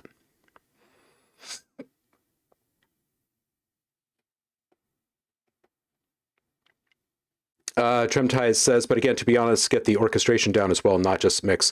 Yeah, I think that your idea here is solid. I think we come back and we work on, I know, it's kind of like a chicken or the egg kind of thing. I feel like some people need to hear things in a better, they need to hear their ideas represented better before they can fully vibe with something and really start embellishing upon an idea. Does that make sense? Bubby, do you think that this is you? Are you one of these people you think that if you heard your idea mixed really well, that it would give you a ton of ideas in regards to where you could take that arrangement? Or do you think that you're going to have those ideas no matter what? Yeah, probably. I think that this is most people, actually. I can't count how many times I've worked with people. They send me a mix of something, like we get frustrated in a session or something. I'm saying, just send that to me and I'll put it through my stuff over here and I'll send it back to you. I can't count how many times I've sent stuff back to people and they're like, why did you add those sounds? I've never heard those sounds. Where did you even get those ideas? It's like, nope, didn't change anything in your arrangement. All I touched was the mix, and now you're just hearing some of the sounds that you put in there months ago or whatever. So I'm a firm believer that if you can hear your stuff at a better potential, at a better position, sound-wise, sonically, that you're going to have a lot more ideas because you can actually hear all of the commingling and whatnot. Trumtai says, my rule is always your beat needs to fire even when it's not mixed, and then make it explode when mixed. And Kai says, if it's not too much, I would love to drop another track in the Discord, but don't want to spam, so let me know if that's all right. Yeah, go for it. Yeah, like I said, we have no real intentions today. I'll probably get back to making some more weird noise here in a bit.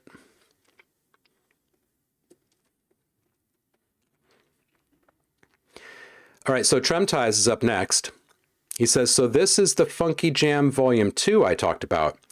I'm a bit stuck at the moment on the modeling of the saws makes them sound not as static and bring them to life. Okay.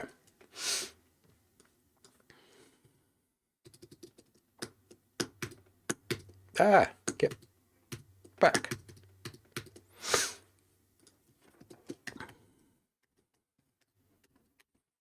All right, here we go.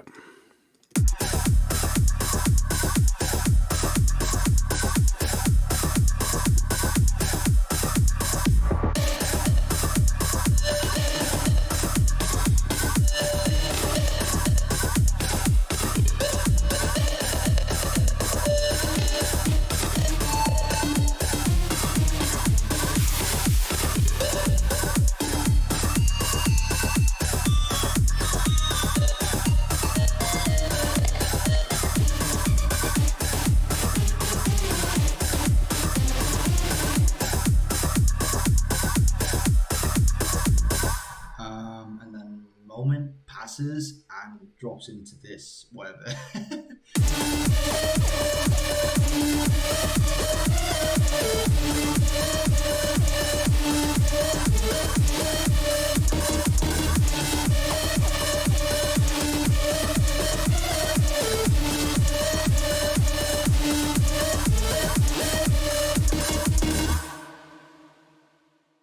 All right. Again, you've got like that old school kind of Russian, like somewhat video game-ish kind of vibe baked in there. You've got the acid sound in the beginning. You got that like rave synth in there. Funky. All right. So I'm a bit stuck at the moment on the modeling of the saws to make them sound not as static and bring them to life. Okay. We can talk through that.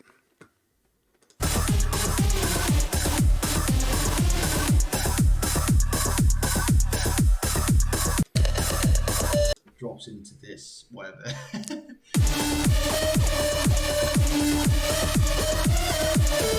So I think one of the things, a great sample drop, by the way, I think one of the things that you could do with the saws is just sit and play for a little bit. What synth are you making these in?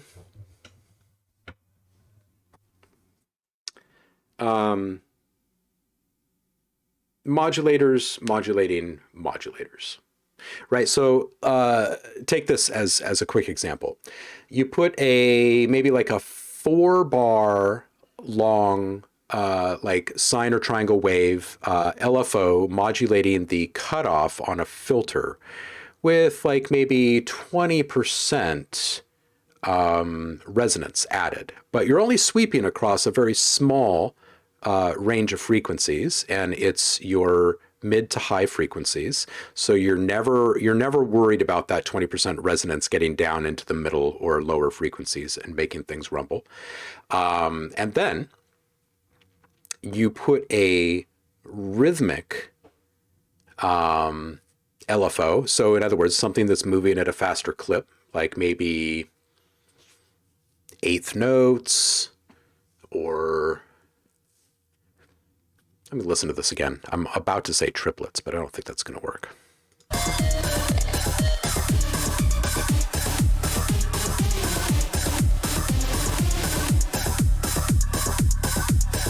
Maybe you start off with like eighth notes or something like that. But anyway, you're going to use this LFO to maybe modulate just a little bit of wavetable position, or maybe just a little smidge of FM from a second oscillator or something like that, right?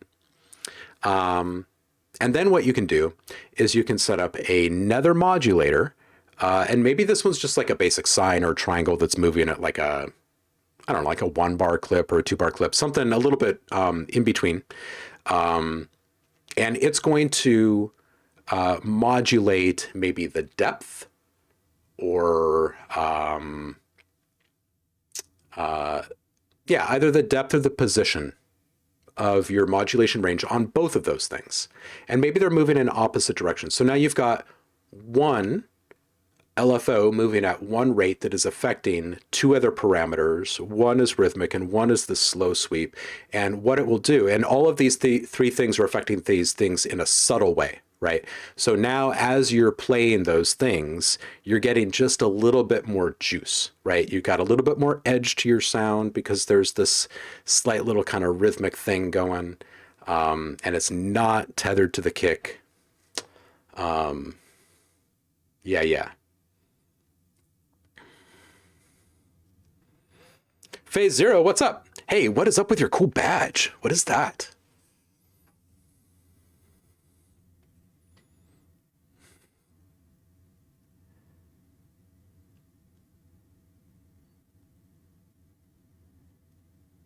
Did someone say saws? Saws are life. Yeah, it is a good scale. Andromeda says, I'm waiting for a fast and the furriest vehicle driving out of the monitor vibe. Battle Royale, right? What did people ever do before saw waves? Like just exist without saw waves? That's funny, Liv. Vital, okay. So we actually haven't done the deep dive in Vitals still on the stream. We've been so wrapped up in other things. But you know, that's a modulation playground, Vital. And a lot of reverb automation to control the noise. Oh, right. Well, you can also play, I mean, you don't want to play with the reverb too much just for psychoacoustic reasons, but you could put one of those modulators in, into your spatial stuff as well. I'm just trying to think of where it might be. Probably the low end cutoff or the high end cutoff parameter, and give it a little extra pump.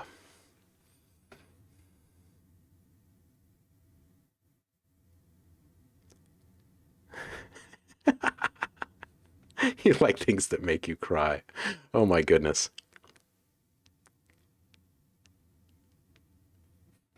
Oh, you guys are freaking hilarious. So Trump Ties, I'm not sure what else to say about these saws. I hear you. You're wanting them to be not quite as static, and I'm thinking that maybe just more movement like that would be fun. Nothing too dramatic, because then it's going to start affecting them in a bad way, right? They're just going to be moving around too much. But I think modulators modulating modulators is usually a good place to start.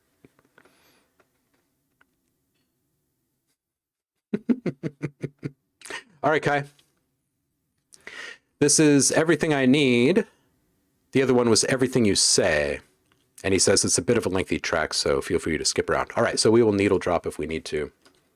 And this one is Kai.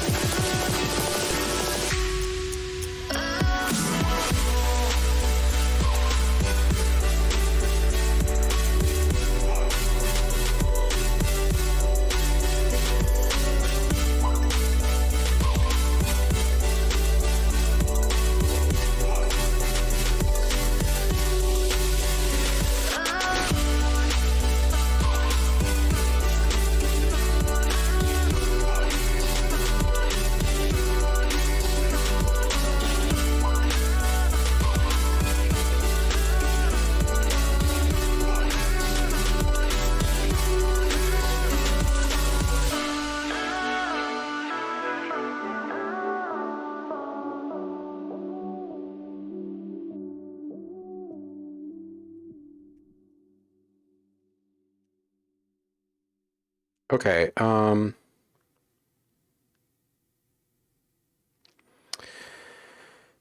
what's the right word here?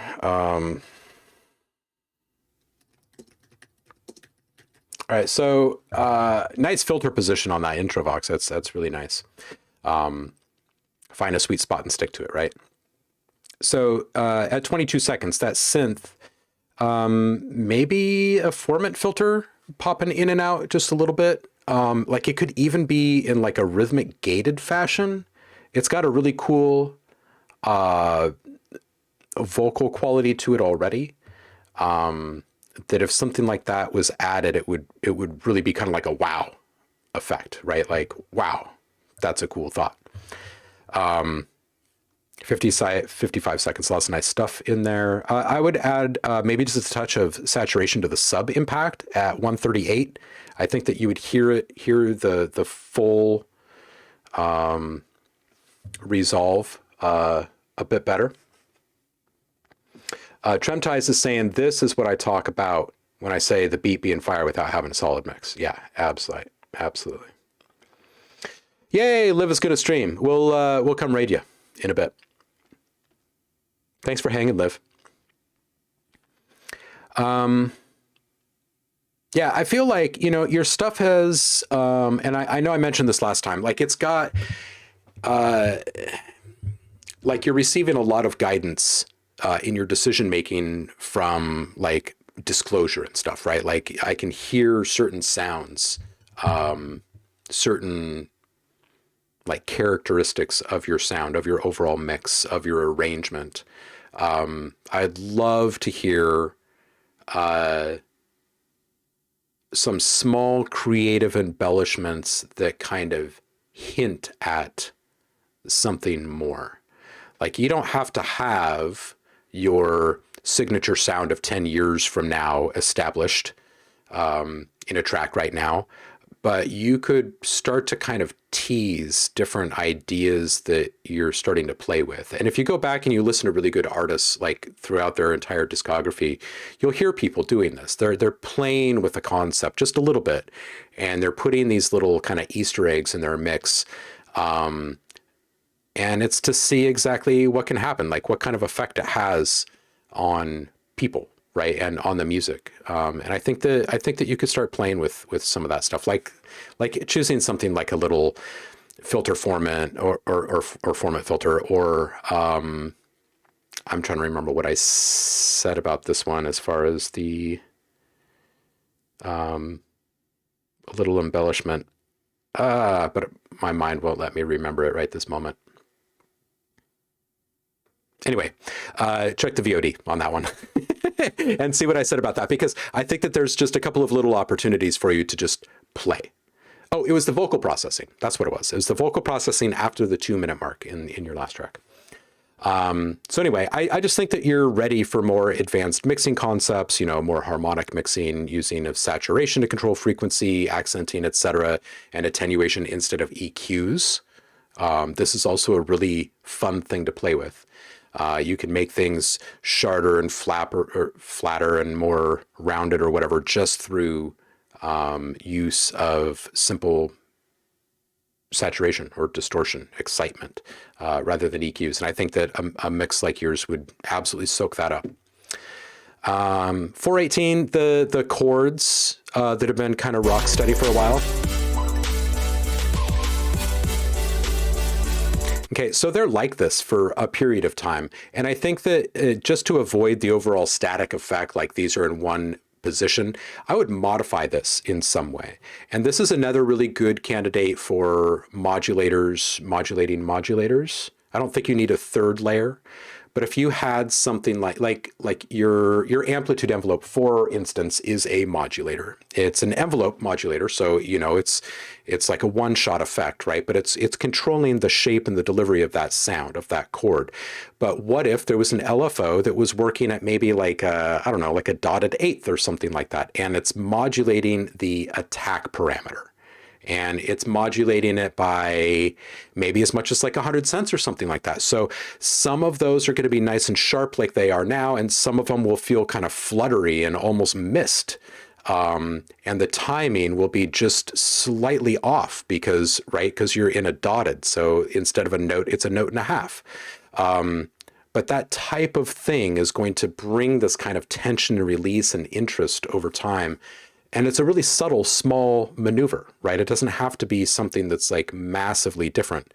And then that one change can lead to a whole string of ideas that you can play with. And maybe you grab one or two of your favorites of those like 20 or 30 ideas that pop into your mind. Maybe it's you're going to put an interesting gate, like rhythmic gate on, or a note repeat or something on just one chord, like just one instance of the chord.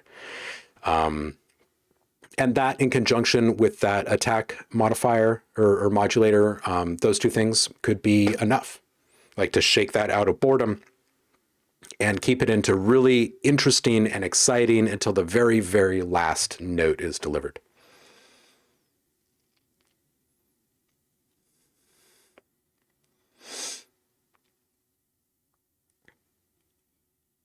Also, quick thing, those bleepy ARPs need some love. They're quite varied. Let me listen to these again.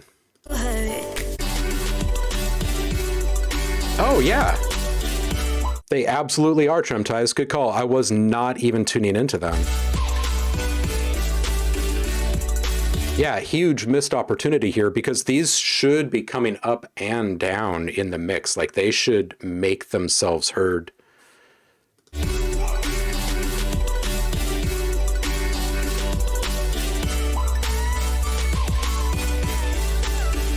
Yeah, and they feel like they're in the center. And that's the type of tickly little ear candy that you could slowly move around. And you could even do it by way of like a simple tremolo instead of like a full pan. You just set your phase to 0. So now it's working like an auto pan. And you can keep it smooth, whatever, keep it like 4 bars out or something. And then just pan like 70% of the mix or something like that, right? You could take it just a little off center, like maybe 5 cents off center. So it's never really sitting in the middle and affecting the middle of your mix where your vocals are, and then just move the rest of it around. You would want to maintain this in a stereo pan position, and then it would run the entire gambit. Something like that would be pretty interesting, right? So it's like somewhat grounded yet moving around. You could also play with something like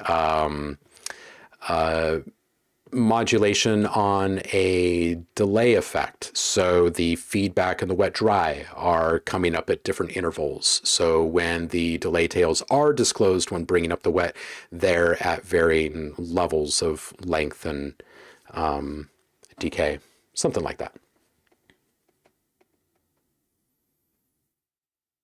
Yeah, Kai, absolutely. Absolutely. 100%. This is how we all get better, right? Some good stuff today, and good questions too. It's good stuff. I guess I'm gonna make something again. I still have no idea what I'm making here, but we were making a little vibe, so we'll keep building that little vibe. Here's our generator. This is all unsynced, so. Oh yeah, and I was about to add in this little metal bow scrape that Saffron sent in that I've turned into something else.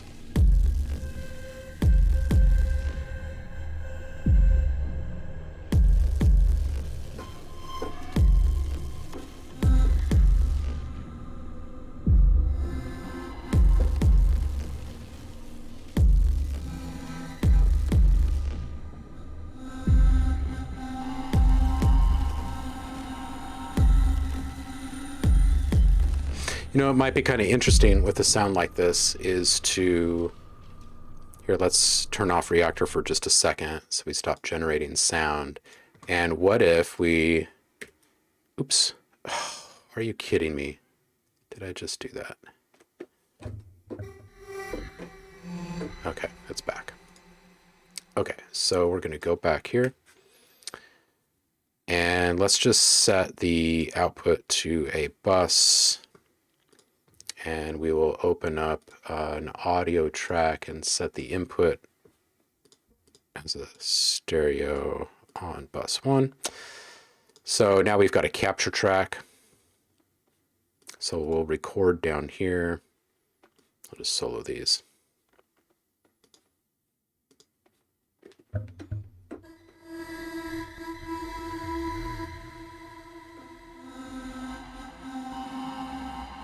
I have no idea which key I actually want to use for this. Maybe this one. And we'll just play this for a few seconds.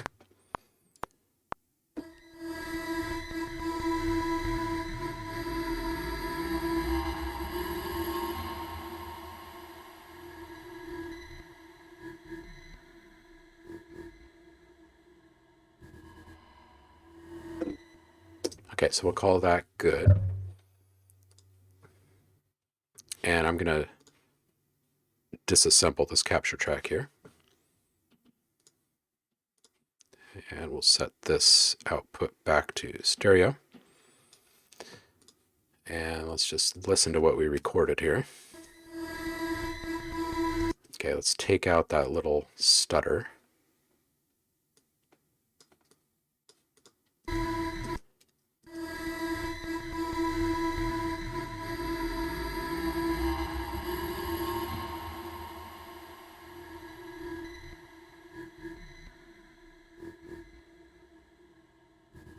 Ooh.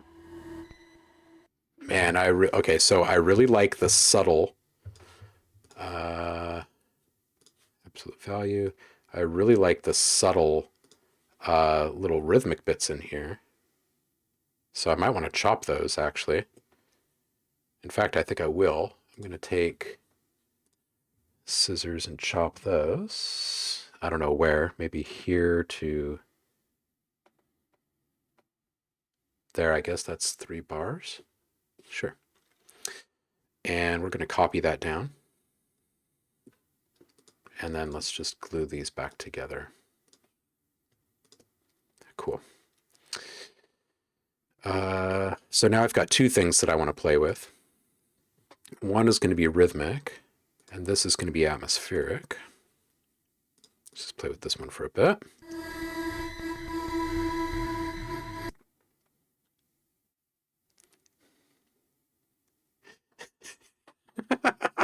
Nano's back. Tacos? Tacos, you say?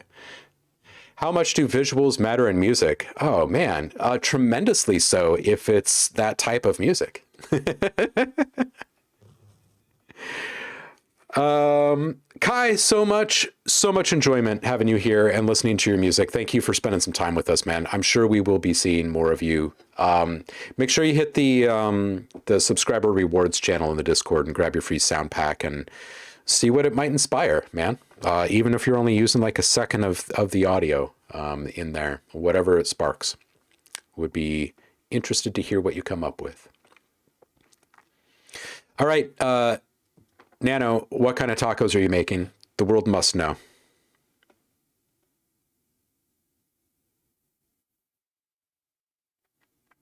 Tremtai says that really depends. In my opinion, the music should be able to stand on its own always, but when making something very ambient or theatrical, visuals can add beautiful elements to the music. Yeah, 100%.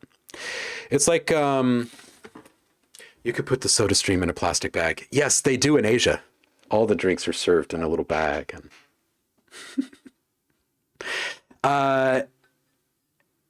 yeah, I agree. You know, take a look at something like you know, like Brian Eno or Dead Can Dance or Burial or Amon Tobin or a spin-off project like Two Fingers or something like that, where you've got this like it's got this serious to it. And then when you add visuals to it, it takes on an entirely new meaning. And it feels like all of the little sonic maneuvers were so intentional for that very moment. But if you were to stick a different visual with it, it's going to have the same kind of impact, oddly enough. No, the SodaStream machine. Oh, yeah, absolutely.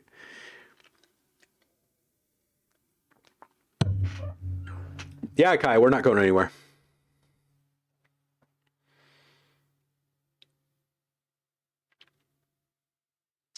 Andromia says, I will make a big push with music releases. As mentioned, I have about 200 plus to release, so I'm wondering if I should slow down the music release and build some 3D visuals. Quantize, thank you for the follow. Welcome in. Happy hump day and brilliant handle by the way. It's a great name. You don't see any video. Why you see no video? As far as visuals, I've heard two sides. One, yes, make the visuals, and two, make visuals only if a song takes off.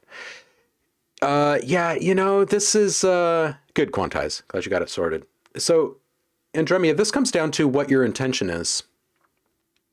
I still believe this, that you are an app waiting to happen, a subscription-based app, because you have so much content. You've already developed a character and very strong, supportive, creative assets around that character. Like Andromeda is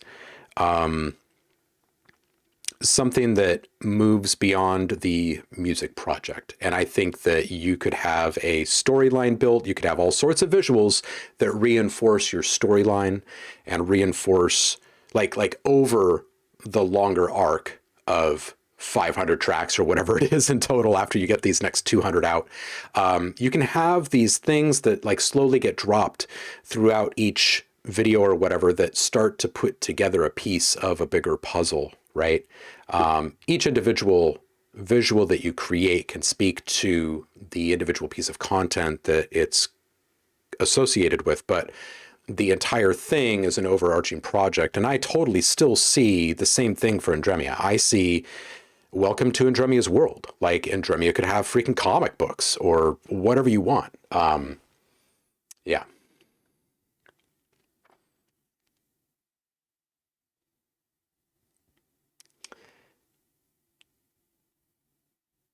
Saffron says, I was thinking scoring some demo scenes. Those visuals look so freaking good. Yeah, grab a YouTube video, start putting sounds to it, swap out the video or swap out the sounds, mix and repeat, rinse and repeat.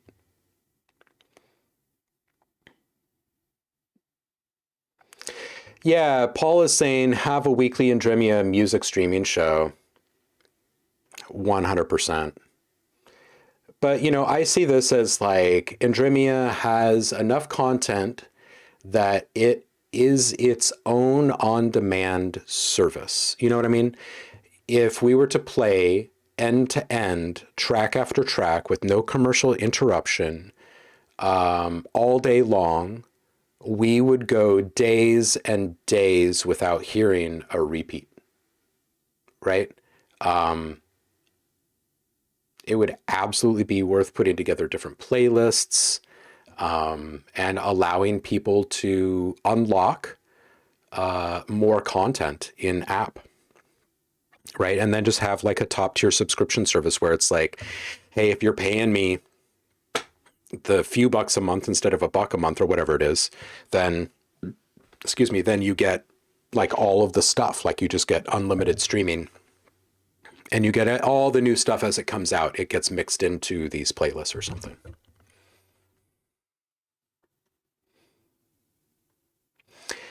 Saf says, I can see Andromeda being this iconic figure in the music industry. Yeah, I see it as something bigger, honestly. I see Andromeda as being, like I said, it's a character. Like it transcends the music, and there can be stories of his off-world adventures, Blippity bloop theater. Andromeda says, OhmLab, yeah, I've considered being an entire 3D world in space. Actually, I just need investors. Start building it. Start building it. Let them see the vision.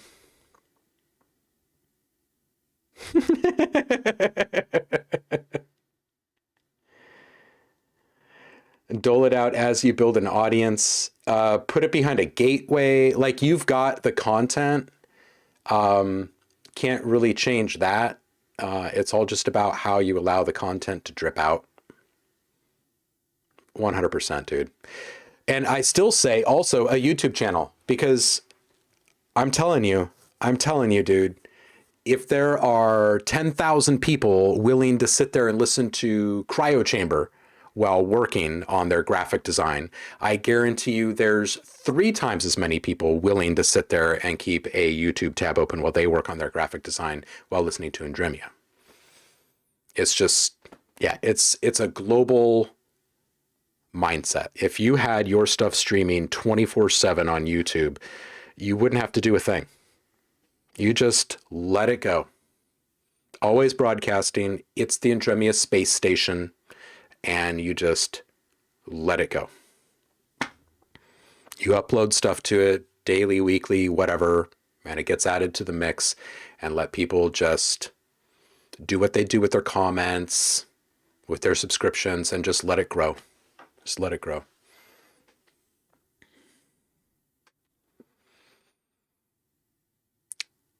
Yeah, I need to build an income stream to build an app though. So in time, I've envisioned motion comics too. Yeah, absolutely. I think, yeah, okay. So all your stuff is on YouTube. Yes, but it's not a live stream. So if you were to set up a live radio station on YouTube, just like the lo-fi beats and whatnot, right? You've already got graphics. Like you're good to go. You're good to go. You just, all it plays is your finished tracks, and that's it. With special guest OhmLab. Yeah, I would absolutely make some stuff for that. Absolutely. Make some space scenes for you. Some stuff that you fade in and out of your tracks or something to bring it all together. This is the broadcast mindset, right? Like it's so hard to think outside of our bubbles. Like we're trapped in this freaking bubble our whole life, right? And we just kind of have to trust that what other people say they think is what they think, right? And that the purple that they see is the same purple that we see. It's hard to get out of there. But seriously, like all of the tools are in front of you. It's just a matter of figuring out which levers to pull first. You're right. You do need money and time to develop an app.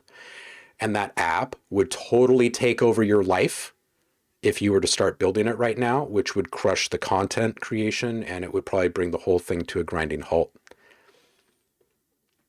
If you were to start up with something like the YouTube radio station, then people would listen to you more on Spotify. And the more they listen to you on Spotify, the more they listen to you on YouTube. And the more that happens, the more they come and check out your live streams. But your live streams, dude, you could be running live streams of just your music playing. Not every live stream has to be something that you're creating, right? And you can run reruns. Like you have so much content that you could literally be running 24/7. And you're like back at home, back on the mothership, making something new behind the scenes without the pressure. You could do that. Dude, you need to check out this purple.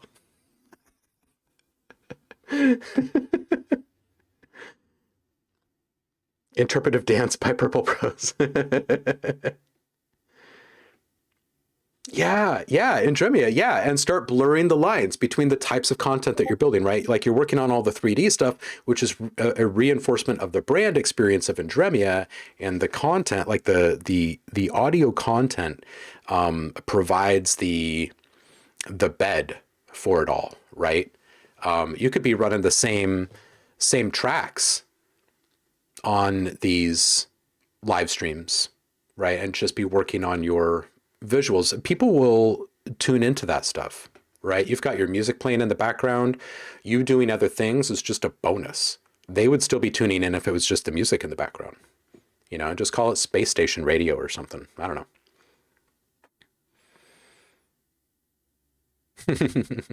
Quantai says, if it's a good idea for an app, I know people, but I would need 1%.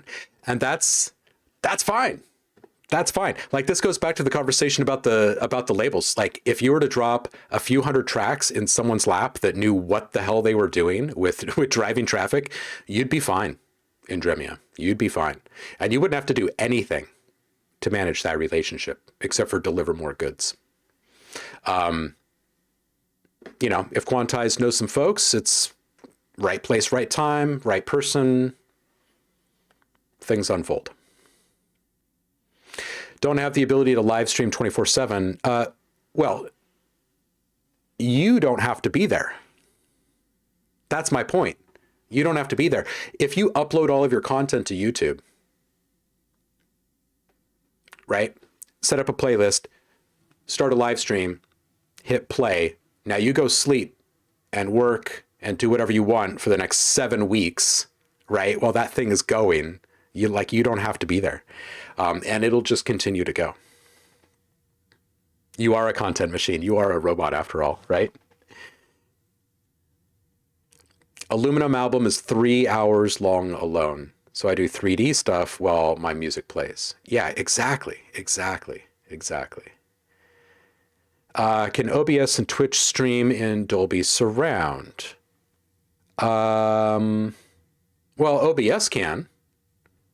I'm not sure about Twitch. I'm not sure what kind of limitations they have as a platform. But yeah.